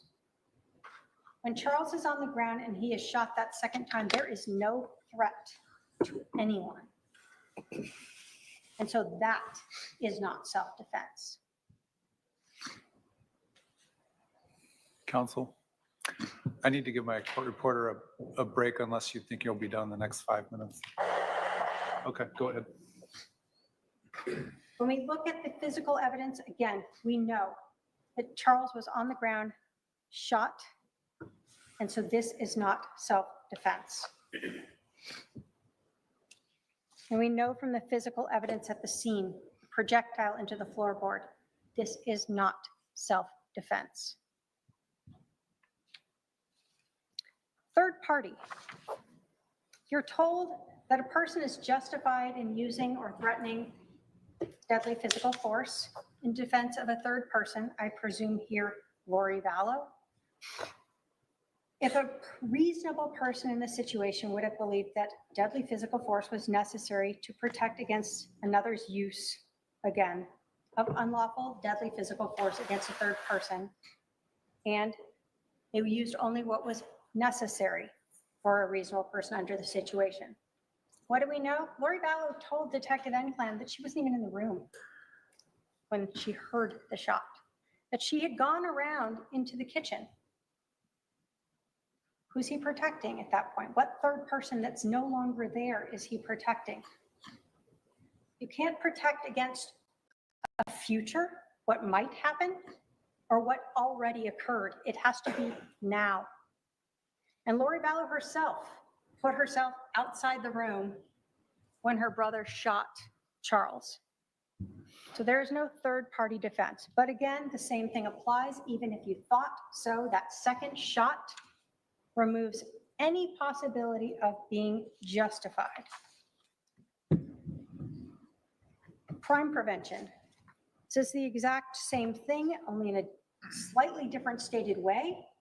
But like self-defense, it allows a person to use deadly physical force against another to the extent a reasonable person would have believed that deadly physical force was immediately necessary to prevent Charles from committing aggravated assault against Lori Vallow. We know she's not in the room. Even if he had that bat and had been coming at her and then she left the room, that crime is over. And again, even if you believe he had the bat, you cannot shoot him while he's on the ground. That is not what crime prevention permits you to execute a person. Finally, there's mere presence. You're told that guilt cannot be established by a defendant's mere presence at the crime scene, mere association with another person at the crime scene, or mere knowledge that a crime is being committed. Lori Vallow wasn't just present at this crime scene. She brought her brother to the crime scene.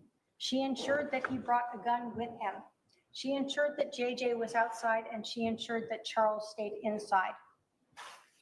She was not merely present. She was a person who was actively participating in this crime.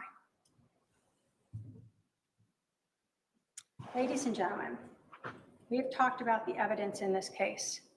Evidence that was presented to you through witnesses who took the stand and exhibits that were admitted for you to review. Remember the evidence of Lori Vallow's motive. Charles's life insurance, Chad Daybell. Remember Lori Vallow's own words of wanting to get rid of Charles, of drugging him, her acceptance of her brother's statements that he wanted to kill Charles, how she used Melanie and Summer to plan her mission and ensure that Charles didn't have help from Brandon or Zach or Adam. Her words to Alex about it all coming to a head, that he had to stay near her and they would be like Nephi, justified in killing Charles.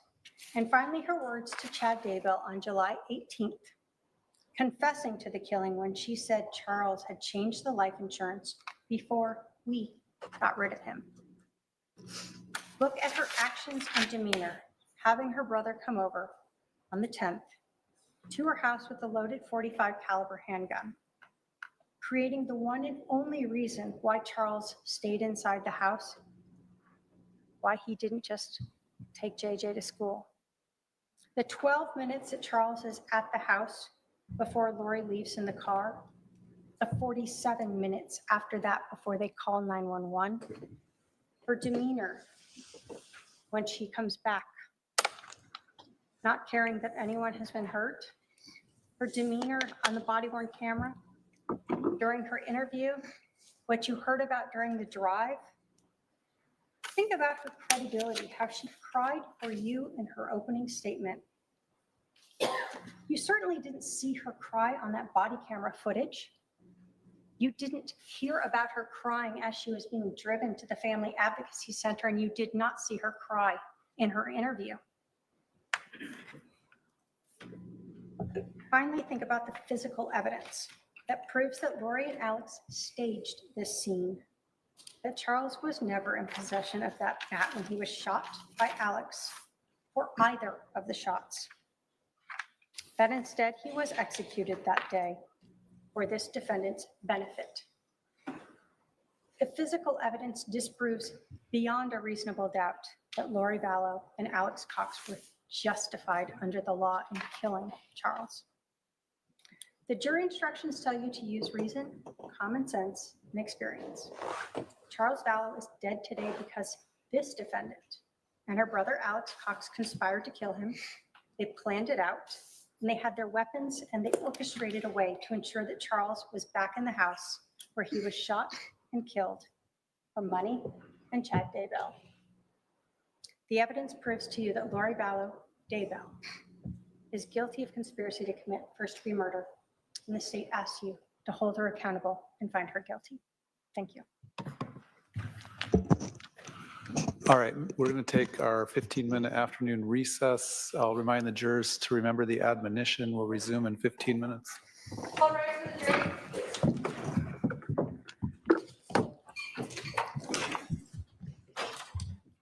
Well, that was excellent. But that's not what we came here for. We came here for the crazy. But the prosecutor did a really nice job. I have to give a serious clap, not a fake golf clap, a serious clap to the prosecutor. It's not, I say this all the time, but it's true. It is not as easy as it looks. That is a long speech, but it's not just talking to your friend. You have a bunch of elements that you want to touch on. Of course, you have written it out and you've practiced it, but it's hard to do that and look at all natural. She did a very good job. She did an excellent job. Now we're probably going to see some. Well, you're going to see what a good job she did when you see Lori try to do it. I'm still pulling for a tase. All right. 15 minutes is longer than I anticipated. But no worries. No worries, people. What do I have here? There we go. I've got a clip. I'm not going to sit here and filibuster for 15 minutes. This is Law Talk with Mike. Eater hoe? Yes, Let's see this kook. Are you covering James? I did a prior video on this kook, and he's just an a-hole. Crowley today? I am, Judge. All right, have you had any contact with the police department? I have, and Mr., just for the record, Mr. Crowley's present in the courtroom via Zoom. We had this misdemeanor case. It looks like it is being escalated to a felony or elevated to a felony. But Officer Cologne's not checked in.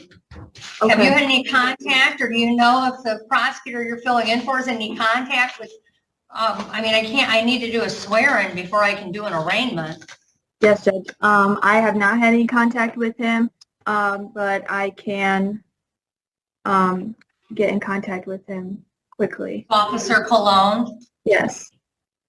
Okay. And Judge, I think the way the prosecutor I'm filling in for APA, Nor Alloy, she was asking for the misdemeanor case that is up for today to be dismissed, and then he is being arraigned on this new felony. Yeah, I understand all of that, but I'm not dismissing the misdemeanor and arraigning him on a felony before I've sworn the felony in. Yes, Judge. So I need the officer here so that I can do things procedurally correct. Yes. And Mr. Crowley, you just have to sit tight with us for a few minutes. Okay, Your Honor. Yes, Your Honor. All right, so everyone sit tight. We're waiting for Officer, is it Collip or Cologne? I'm sorry. Collip. I will get in touch with him. All right, well, we'll just wait. Mr. Crowley, if you could just mute yourself. It's going to be a few minutes. We're waiting for an officer. Okay, yes, Your Honor. All right. And while we're all, oh, she's gone. All right, never mind. We'll do it next Sorry, time. I'm back. I'm back, Judge.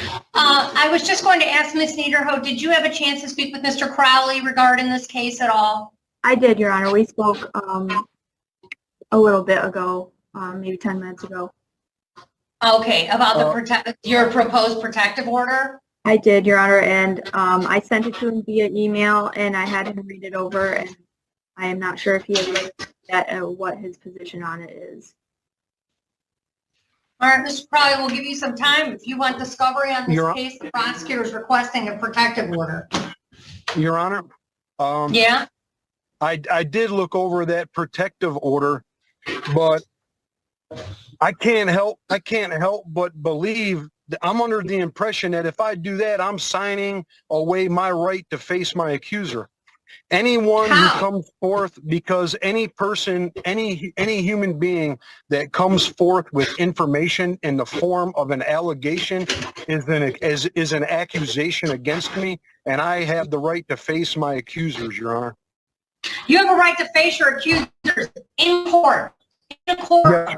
The protective order is, I've not reviewed the protective order, but I presume it's standard language. It says you can't disseminate those documents. Well, you can't give them to other people. You can't, they're for you. Your Honor, in no way, shape, or form. Well, I'm not can I just speak freely for a moment, Your Honor? I'll make it short for the court. Mr. Crowley, wait a second, because Ms. Niederholt, I'm sorry, before we have this conversation, I want to see the language of the protective order, so I'm not arguing against myself here. Okay. I want to see what it entails. And so I'll give her a few minutes to bring that to me. She's got to call an officer, and we'll just put it all on at the same time. Thank you, Your Honor. But I want to see the order. Thank you. All right. We're on record. This is 250334SM, the People versus James Crowley Council. Can I get your appearance? Good morning, Your Honor. Sarah Niederhood for the People, P88069. All right, and Mr. Crowley, can you tell me your first and last name? Good morning, Your Honor. My name is James Crowley. All right, so we have a first issue. A couple issues here. The first is that the people are moving. Mr. Crowley, you've decided to represent yourself. Is that correct? Yes, Your Honor. Okay. And at this point, we're still talking about a misdemeanor charge. So this was the settlement conference day for today. I see the complaining witness is also present. Ms. Ashby's present today. We have a jury trial set for July 25th at 9 a.m. That would be in person. I was presented this morning with a felony complaint. But the officer was unaware, is not available to swear it in this morning. So I'm continuing this hearing for a week. And in the interim, so that's my decision on that. We're going to come back next week. Which will be the 28th at 9 a.m. Is that going to be a settlement again, Your Honor? Correct. And I mean, we have these other outstanding issues that we need to address, but I want to talk about this protective order for a minute. So I reviewed the protective order. 99% of this is standard protective order language. Okay. Whether it's a defendant or a defense attorney, the order is clear. It applies to both the defendant and counsel. And what the order says is that to protect the privacy and the sensitive nature of the documents, and it's all documents that could be included in the discovery, and that if they're given to the defendant, they cannot be disclosed or posted to any third parties via social media or digital means, which means, Mr. Crowley, if you get a copy of discovery, you can't post it on the internet. Your and you Honor, can't share it with people. if I may, nobody can keep a secret in your courtroom better than I can, Your Honor. Well, here's I'm the not thing, gonna- Mr. Crowley, though, you just said that you felt that this violated your confrontation rights to Yeah, it confront I think I can speak for my entire chat and say we can too. the complaint. It does not. Okay. Well, How I do you? still. Okay, I believe that if I sign that, I'm hindering myself with regards to being able to question people, do that whole cross-examination thing. I got to be able to investigate. Which is number one, wrong. I'm just not going to sign it, Your Honor. All right. Well, I mean, you don't have to. I can order it whether you sign it or not. I mean, Okay. all the prosecutor's asking is that you not disclose the information. Yeah, I right? won't. Yeah. And that means you can't post it on the internet. You can't send it to your sister, cousin, brother, uncle. You can't send it. You can't harass the complaining witness with it. You can't send it to her mom. You can't. It's for you to prepare for your case. It's not for you to have a court to have a trial in the court of public opinion. It's not to be shared or disclosed. Your Honor, I understand this, and I understand and respect the court's decision. I will honor the court's decision, but I do not want anything redacted, and that's what the prosecution told me that was for. If I sign that, that makes some information redacted to me. Well, some information is supposed to be redacted. I mean, if we find out, if there's something in there about, like, I don't know, this is an example where Miss Ashby is currently residing. You don't need that. It doesn't go to one of the elements of the offense. Yeah. If her driver's license number is in there, you don't need that information. There's information contained in police reports and in other discovery documents that there might be an eyewitness who gives their driver's license number. And that's not information that you would be entitled to in discovery, or social security numbers, for all I know. Yeah, no, I understand. That is the type of personal protective information, is the type of information that would be redacted. Information that you're not entitled to. So, Mr. Crowley, when you present your defense, every offense has elements, right? And information that goes to those elements is stuff that must be given to you. Exculpatory information is information that must be provided to you. But identifying information relating to the complainant or other witnesses is not information that is to be given to you. I mean, and that is the type of information that would be redacted. Am I correct, Madam Prosecutor? Yes, Your Honor. I mean, that's the kind of thing that they take out. Well, Your Honor, if I could get one of those proposals specifically stating that they want to redact those social security numbers, driver's license numbers, that's fine. But anybody who claims that they have evidence against me, I'm not redacting it. And I don't mean to be disrespectful to the court, but I'm not signing it. All right. Well, you don't have to sign. I can order it without your signature. But Any objection, Mr. Miller? I actually object to everything he's doing. me go over one thing in the order that I did want to ask Madam Prosecutor about. On the last paragraph of page 2, it says that the information can be used for educational purposes by the Wayne County Criminal Defense Bar. Yeah, Your Honor, this was a boilerplate motion, or there's order we had, we can strike that. I'm striking that. I mean, there's no, he doesn't have to agree to have his information become a tutorial. Yeah. Yeah, but they want it redacted. Yeah, it has to be. Yeah. You've made your record. Copy that, Your Honor. Can I move for a dismissal right now at this time, Your Honor? I mean, you can move for one. I would like to move for a dismissal based on discrimination in my case since February 3rd, at the time that this has begun, based on the Constitution of Michigan in 1963, Article 1, Section 2, under the Equal Protection. All right. Nothing in my, everything in my personal experience with the police all the way to this moment since February 3rd, Your Honor, I'm on my 5th settlement in order for the prosecution to collect evidence against me. I'm on my 2nd bond hearing I had 1 bond hearing in which I didn't even defend myself because of my attorney. I've had an attorney I've had to fire because there's no defensive legal strategies whatsoever on my behalf. And I believe wholeheartedly that this is a direct violation of that Constitution of Michigan, Your Honor. Okay. Yeah, what you believe means very little. I mean, very, very little. It's just, all this is a big chili. That's all this is. Is a boo-hoo, the police don't like me because I break the law all the time. That's all we're dealing with.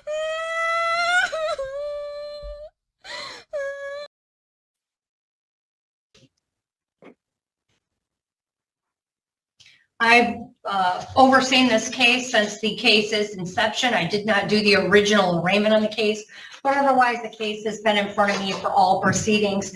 I believe myself to be fair and impartial. These are procedural hearings. This happens in every court case. So there's nothing unusual about the procedure. I'm not dismissing the case at this time. I am adjourning the case 1 week to 4/28 at 9 a.m. Oh no, I Parties missed can it. continue to appear on Zoom. Bond conditions will continue. There is to be no contact with the complaining witness, and all other bond conditions that were previously put in place remain. I am entering the protective order. I am just asking the prosecutor to submit a copy. I'm not going to X out a copy. So I've X'd out the last paragraph on page 2. I want an order presented to this court consistent with the version I've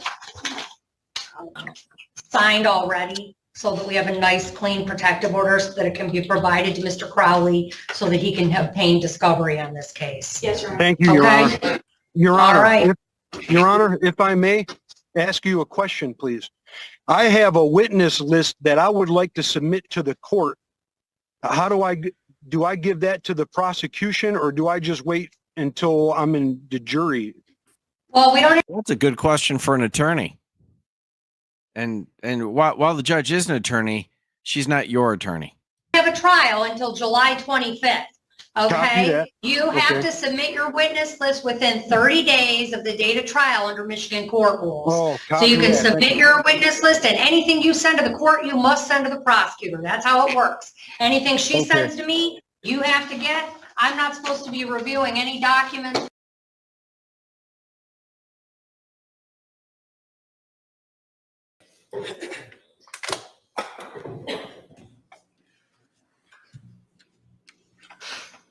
Ladies and gentlemen of the jury, the state of Arizona has the 100% burden of proving that I committed a crime, a grievous crime, conspiracy to commit premeditated murder of my husband, Charles Vallow.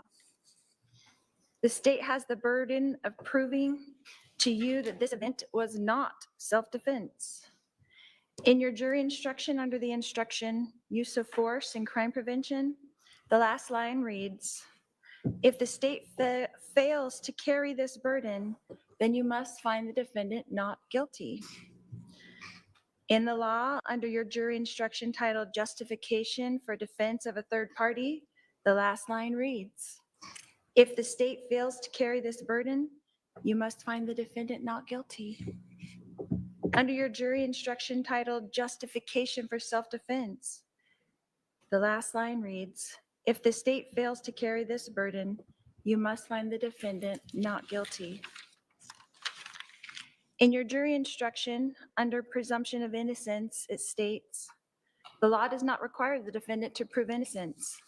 Every defendant is presumed by law to be innocent. Under the burden of proof, it explains that the state's burden is this.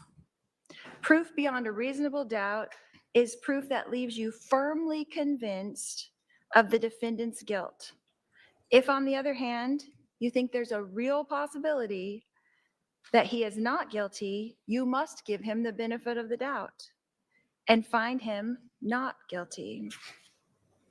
In Arizona, self-defense is defined as not being a crime. So let's look at what we've learned in this trial. We learned that a shooting occurred and that 911 was called, that law enforcement was notified. We learned that fire, EMS, and Chandler police arrived at the scene. We learned that my brother, Alex Cox, came out of the house with his hands up as directed by 911 and was questioned by the police in the driveway. We learned that I came up with my daughter Tylee, and we were told to wait by the car until police would speak with us. We learned from Detective Inklin on the stand that we asked for Tylee's medication from the house for her panic attacks, but it was not given to her. We learned that eventually my brother Alex was taken in a police car to the Chandler Police Department uncuffed. We learned in this trial that my daughter Tylee and I were also taken to Chandler Police Department in a police van. We heard from Detective Inklin's testimony that her goal was to make small talk with us. And The jury will determine what the testimony did or did not show. Go ahead. that her goal was to make the small talk with us and all the way to the station so she could speak with us separately before we would talk about what actually happened. We learned that all three of us were separated and taken to 3 interview rooms where we each told police of the events of the day, each from our own perspectives, and answered all questions asked of us. We saw snippets of that interview in the trial here. The state did not show you the entire interview. Most of my police interview is admitted, though, into evidence in this exhibit. It's number 286. And I would encourage you to watch that entire interview when you start your deliberations. It is important. It is important for you to determine for yourselves my demeanor and not listen to anyone else. You can see it with your own eyes and hear it with your own ears. We heard from several witnesses that because this event was almost 6 years ago, that their memories of the events and statements were probably better back then. Well, my police interview happened that very morning, and I told the police the events from my perspective at that time. It is admitted into evidence and will answer many of your questions. You did not see Tylee's interview, but we did learn from Detective Inklin that she did an interview that morning as well. You did not see Alex's interview, but we learned that Alex was interviewed that morning by Detective Moffett, the original case agent, whom we did not hear from in this trial. The state chose not to show you those interviews. Objection, Honor. Or let you listen to the 911 call. Right. The jury shall disregard that last statement. Okay, the jury can only consider what was admitted into evidence. We learned in this trial from Officer Kautheim's testimony that Alex was injured on the back of his head with a bump and, according to his testimony, a 1-inch laceration. We did not see those pictures documenting that injury as well. We learned in this trial that we did not know, the three of us, that our interviews were being recorded. We learned that Alex's phone was taken by police and put into an evidence bag, according to Detective Duncan, and that no digital copy of Alex's phone was taken by the Chandler Police Department, even though this is their normal protocol. We learned that Alex's phone was returned to him that same day with no further inquiries. We learned that after my interview and Tylee's interview that we were introduced to a victim's advocate and that gave us further instructions in another room where Tylee and I were reunited.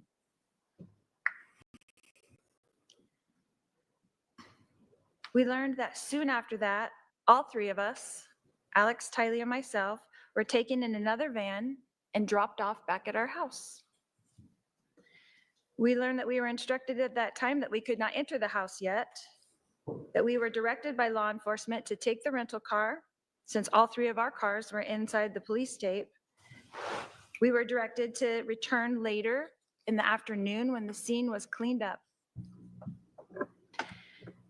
We learned in this trial that we did as directed and left the house in the rental car close to 12 p.m. We learned that we did not return to the house until contacted by Detective Inkland to return to the house so that Alex could walk the detectives through what they call a walkthrough. We learned that many detectives were present during that walkthrough with Alex. We learned that Detective Duncan was there, Detective Coons was there, Detective Moffett was there, Detective Werther was there, and an officer with a body cam was there. And yet, we were told by Detective Duncan, the case agent on this case on the stand, that because of some problem, the walkthrough is not recorded. Detective Duncan also informed us that he does not know if any of the people present wrote a report about it. We can infer from Detective Duncan's testimony and the fact that we don't have an evidence, any body cam footage of the walkthrough and no reports talking about it, that there are none, even though this would be crucial evidence for you, the jury, to have. Sustained, the jury should disregard that comment. Again, the jury can only consider evidence that was admitted into testimony. I'm sorry, testimony that was admitted into evidence or exhibits that were admitted into evidence. The state of Arizona has the obligation to show you evidence to prove that this event was not self-defense, as stated by the only three witnesses. So why not show the jury all the evidence that they gathered? Again, sustained. The jury can only consider the evidence and testimony that was admitted into evidence. We learned in this trial that Alex fully cooperated with law enforcement. We learned that my daughter Tylee fully cooperated with law enforcement. We learned that I fully cooperated with law enforcement. We learned that law enforcement treated all of us that day kindly and courteously on July 11th, 2019. That law enforcement treated us that day like this was self-defense. We were not given instructions to stay in town. We were not given instructions that we were under investigation of any kind. On July 11th, 2019, we were interviewed by Chandler Police and released with no further instructions. We learned that Chandler Police put out a press release that day on July 11th. I'll sustain that objection to the extent the jury is to determine what the facts did or did not establish. Under Arizona law, I had the right to self-defense. Tylee had the right to self-defense. Alex had the right to self-defense.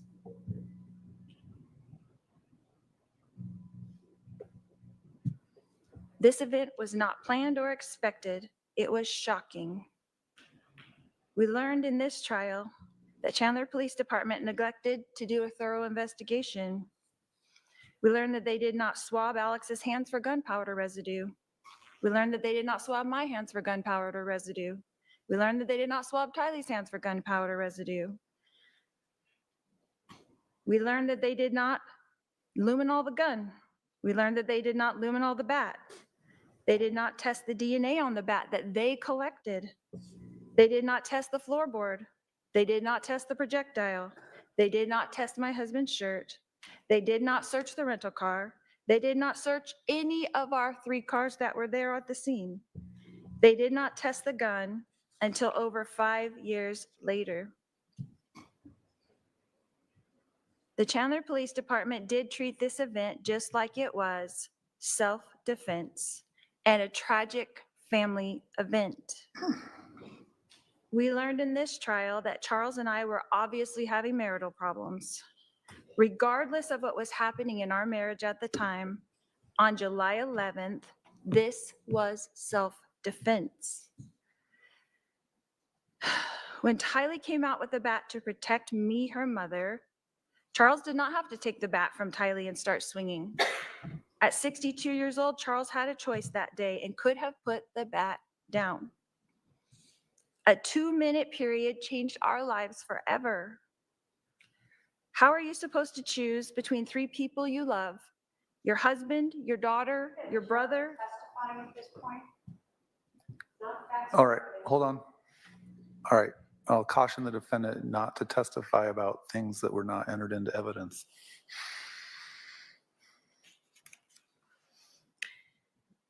How can you decide for another person if they feel threatened? Why does the state want to blame to someone? It's a reasonable person standard, not the standard of the person. I'm sure you'll point that out in rebuttal. I'll allow the argument as that inference. Go ahead. Why does the state want to blame someone for this tragic event? What evidence did the state show you in this trial that I wanted harm to come to my husband?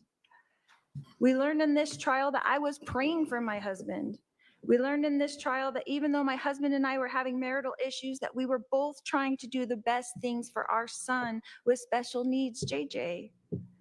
We learned in this trial that I was shocked that Charles had changed his life insurance policy, but I was not angry as the state alleges. In the phone call we heard from the insurance company, we heard that I was disappointed for our children, our grown children, as well as our children still at home, but I was not angry. My husband Charles was providing for our children still at home. I had no motive to change that.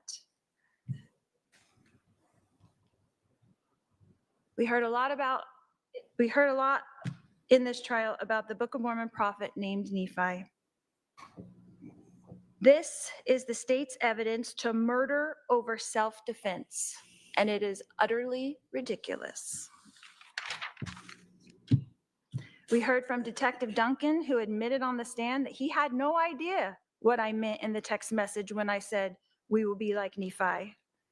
In Mormon culture, Nephi signifies strong faith, perseverance, and courage. Right. That's sustained.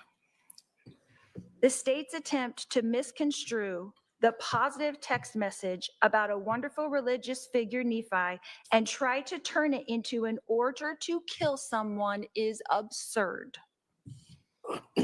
This is an attempt by the state to try to retrofit a crime that doesn't exist. This event was not a crime. It was a tragedy. Don't let them turn my family tragedy into a crime. When I'm done speaking to you, the state gets to get up and rebut all that I've told you. They've got to have the last word, so to speak, because it is 100% their burden to prove to you that I committed a crime. And you won't be allowed to hear from me again. So I want you to remember that it is the state's job to prove to you that I committed a crime. And if you have not seen the evidence that leaves you firmly convinced that I have committed this very crime, then the state failed to show you the evidence that you need. Because I did not commit this crime. The only interview the state entered into evidence is mine. So I encourage you to go watch it. I told you just what happened that day, just the way it happened. The state put forth a bunch of evidence in this trial in an effort to make you dislike me, to try to attack my character, so that you would just say guilty no matter what evidence they showed you. But only you get to decide. The state put up witnesses that had zero knowledge of a conspiracy. The state did not show you evidence of an agreement to commit murder. They showed you evidence of a family tragedy, and then they showed you the sad effects of a family torn apart because of that tragedy. That's all.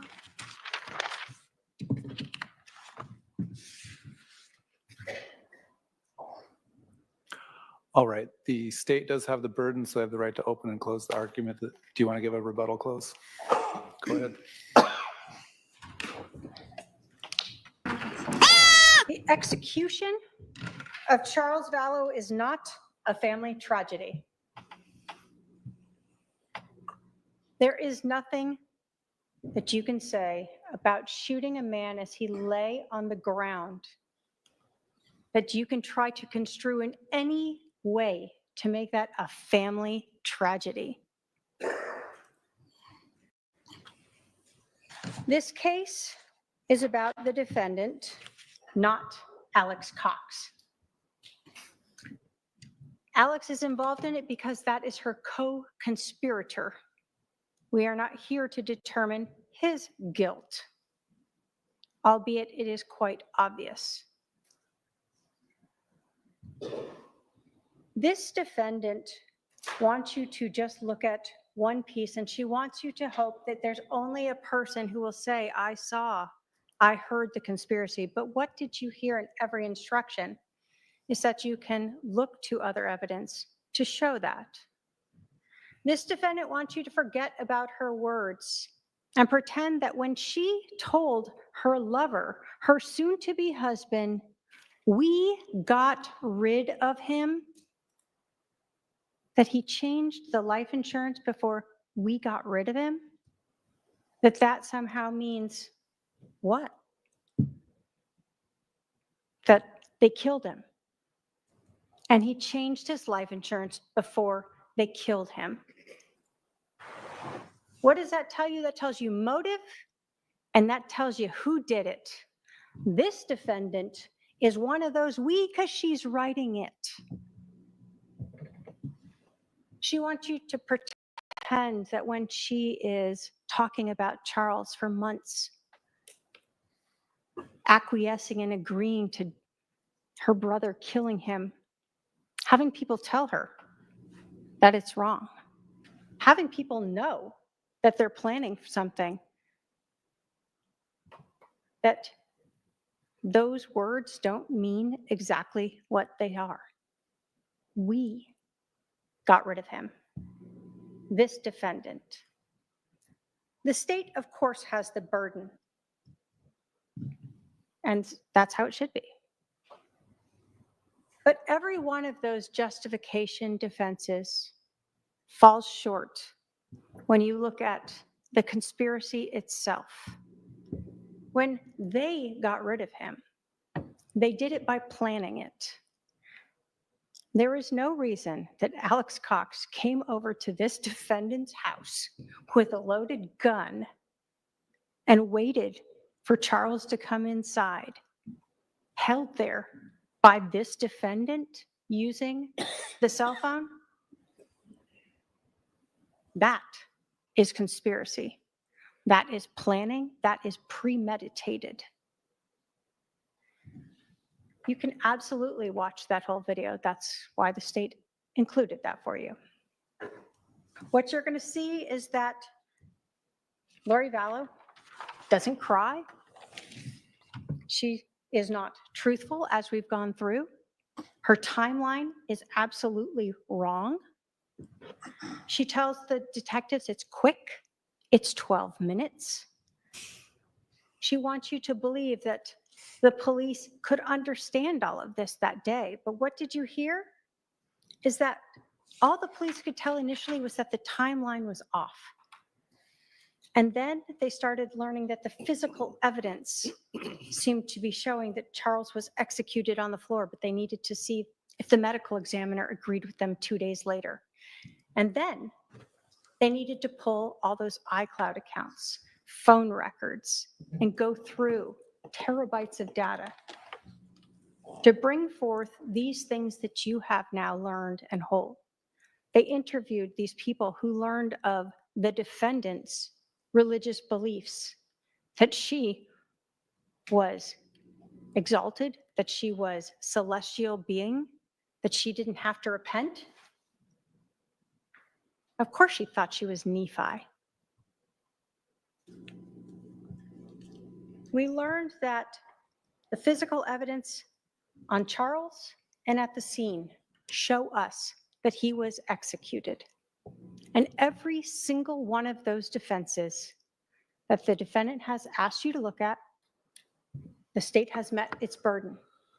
Because even if you somehow believe that Charles actually had that bat and it wasn't staged like the rest of the scene with the shoes and the lack of blood there, that second shot is not justified for self-defense, crime prevention, or third-party defense. Arizona law does not allow you to execute a man on the ground.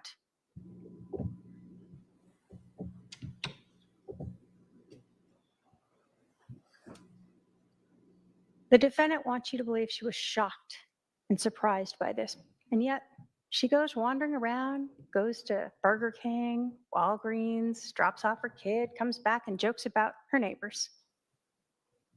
Not one action of a person shocked, surprised. She wants you to feel bad for her daughter, Tylee. You saw her there. You heard from the detectives. She's also not shocked, crying, upset, worried. And you saw Alex. Same demeanor. Why? They've had 47 minutes to work it all out. Go through Charles's phone, figure out what they're going to say. They've talked on the phone twice in this time period. This case relies upon all of the investigation that the police did. That day, when they knew that timeline was wrong, that day when they started to understand that the physical evidence at the scene was staged and wrong and didn't match what the defendant was saying. And then all of the evidence after that, culminating when this defendant told the man that she married later that she was having an affair with, as many times as she wants to say Charles was my husband. She didn't want him as her husband. She wanted Chad Daybell. She wanted that life insurance policy, and yes, she was angry about it. And she said, we got rid of him. That is her confession to you. That is why she is guilty of conspiracy to commit first-degree murder. Thank you. All right. Do we have Izzy coming over? Izzy to be sworn in? All right, members of the jury, there are 14 of you, only 12 of you can deliberate. At this time, we're going to choose the alternate jurors by random lot here. So we have our scientific method here of random numbers. 14. Juror 14.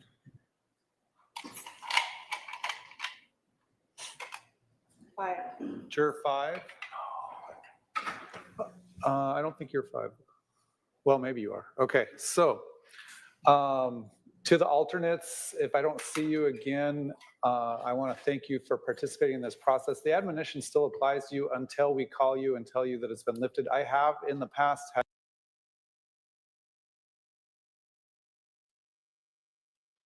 All right. She was, I hate to say this, she was better than I thought she'd be. She was horrible for my purposes. It wasn't very entertaining. She sucks. She's evil. She's guilty of sin. But she basically did the only reasonable thing. I mean, an attorney could have done much better, but the overarching thing is that's what you can say is they've got the burden of proof, and it's hard to prove a conspiracy and try to poke holes in it and say and give plant seeds of doubt by giving alternate theories. Her alternate theories suck. She's going to be convicted. The only thing, the one thing that doesn't convince me of her innocence in any way, shape, or form, but it is shocking to me that the police were so slow to pick up on this. I think overall they did a nice job and everything, and it's easy to judge in hindsight. But this isn't just me and my jaded worldview. Whenever somebody is murdered, clearly unnaturally, their spouse is the first suspect. I'm not making this up. I used to be a prosecutor. I've dealt with a bajillion cops who investigate such things. And that doesn't mean that the spouse always did it, but that's the first thing is like you just clear them. If nothing else, that's the first place you look. And they just, this police department was going along with her up front. Now they caught up and figured it out and did damn good work. But that just surprises me that they wouldn't treat her like a suspect immediately. Not assuming she did it, but just think that's a possible suspect. Let's low key treat her that way. Now, of course, you don't want them to feel like they're a suspect, so you want to act like everything's cool. I don't mean like go and start smacking her around and that kind of thing. That, you know, that is a bad way to do it. But I mean, checking out her stories immediately and all that sort of stuff. I guess they kind of were. They wanted to take a statement from her. And they did that immediately. But, you know, it's easy for me in hindsight. And you think, oh, my God, she's guilty as hell. I mean, when she shows up on the scene, everybody there is thinking she's acting weird. I'm sure the thought was crossing people's minds, but they really gave her the benefit of the doubt for a while. Nonetheless, that's it. All right, so what do you guys think? Do we get a verdict back tonight? I don't think so. I think it's too late. Do we get a verdict tomorrow? I don't see why they would have to deliberate more than tomorrow, but it's a lot of evidence. I just think it's such a clear picture, and the prosecutor did a good job. So, all right, tomorrow's the consensus. We already have a prediction.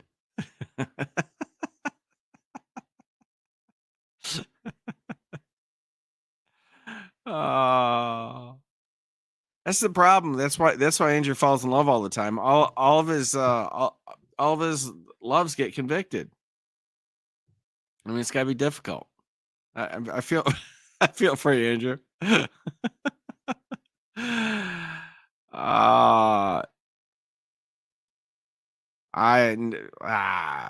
No. I'm keeping this stream. Maybe I'll let me look at him. Maybe I'll do another quick stream real quick. I'll take a look. All right. That's it. I will try to get to the verdict, but God knows when it'll be and what I have going on. So, thanks to everybody for hanging out with me. I did every day of trial except for the day they did jury instructions, which is a waste of time. But I didn't think I would do this. I didn't do the entire trial, but I did a good portion of it every day. So I can say with authority, that woman's guilty as hell. Of Chris, we all knew that going in, but now I can parade around, and when there's when there's a guilty verdict, I can take a victory lap. I don't know. You never know. It could get hung, or there could be not guilty. I would be shocked, but juries have done stranger things. I'm not really stressing it because she's not leaving jail. The prosecutor did a very nice job. And she was horrible throughout the trial, but I think her high point was the closing argument.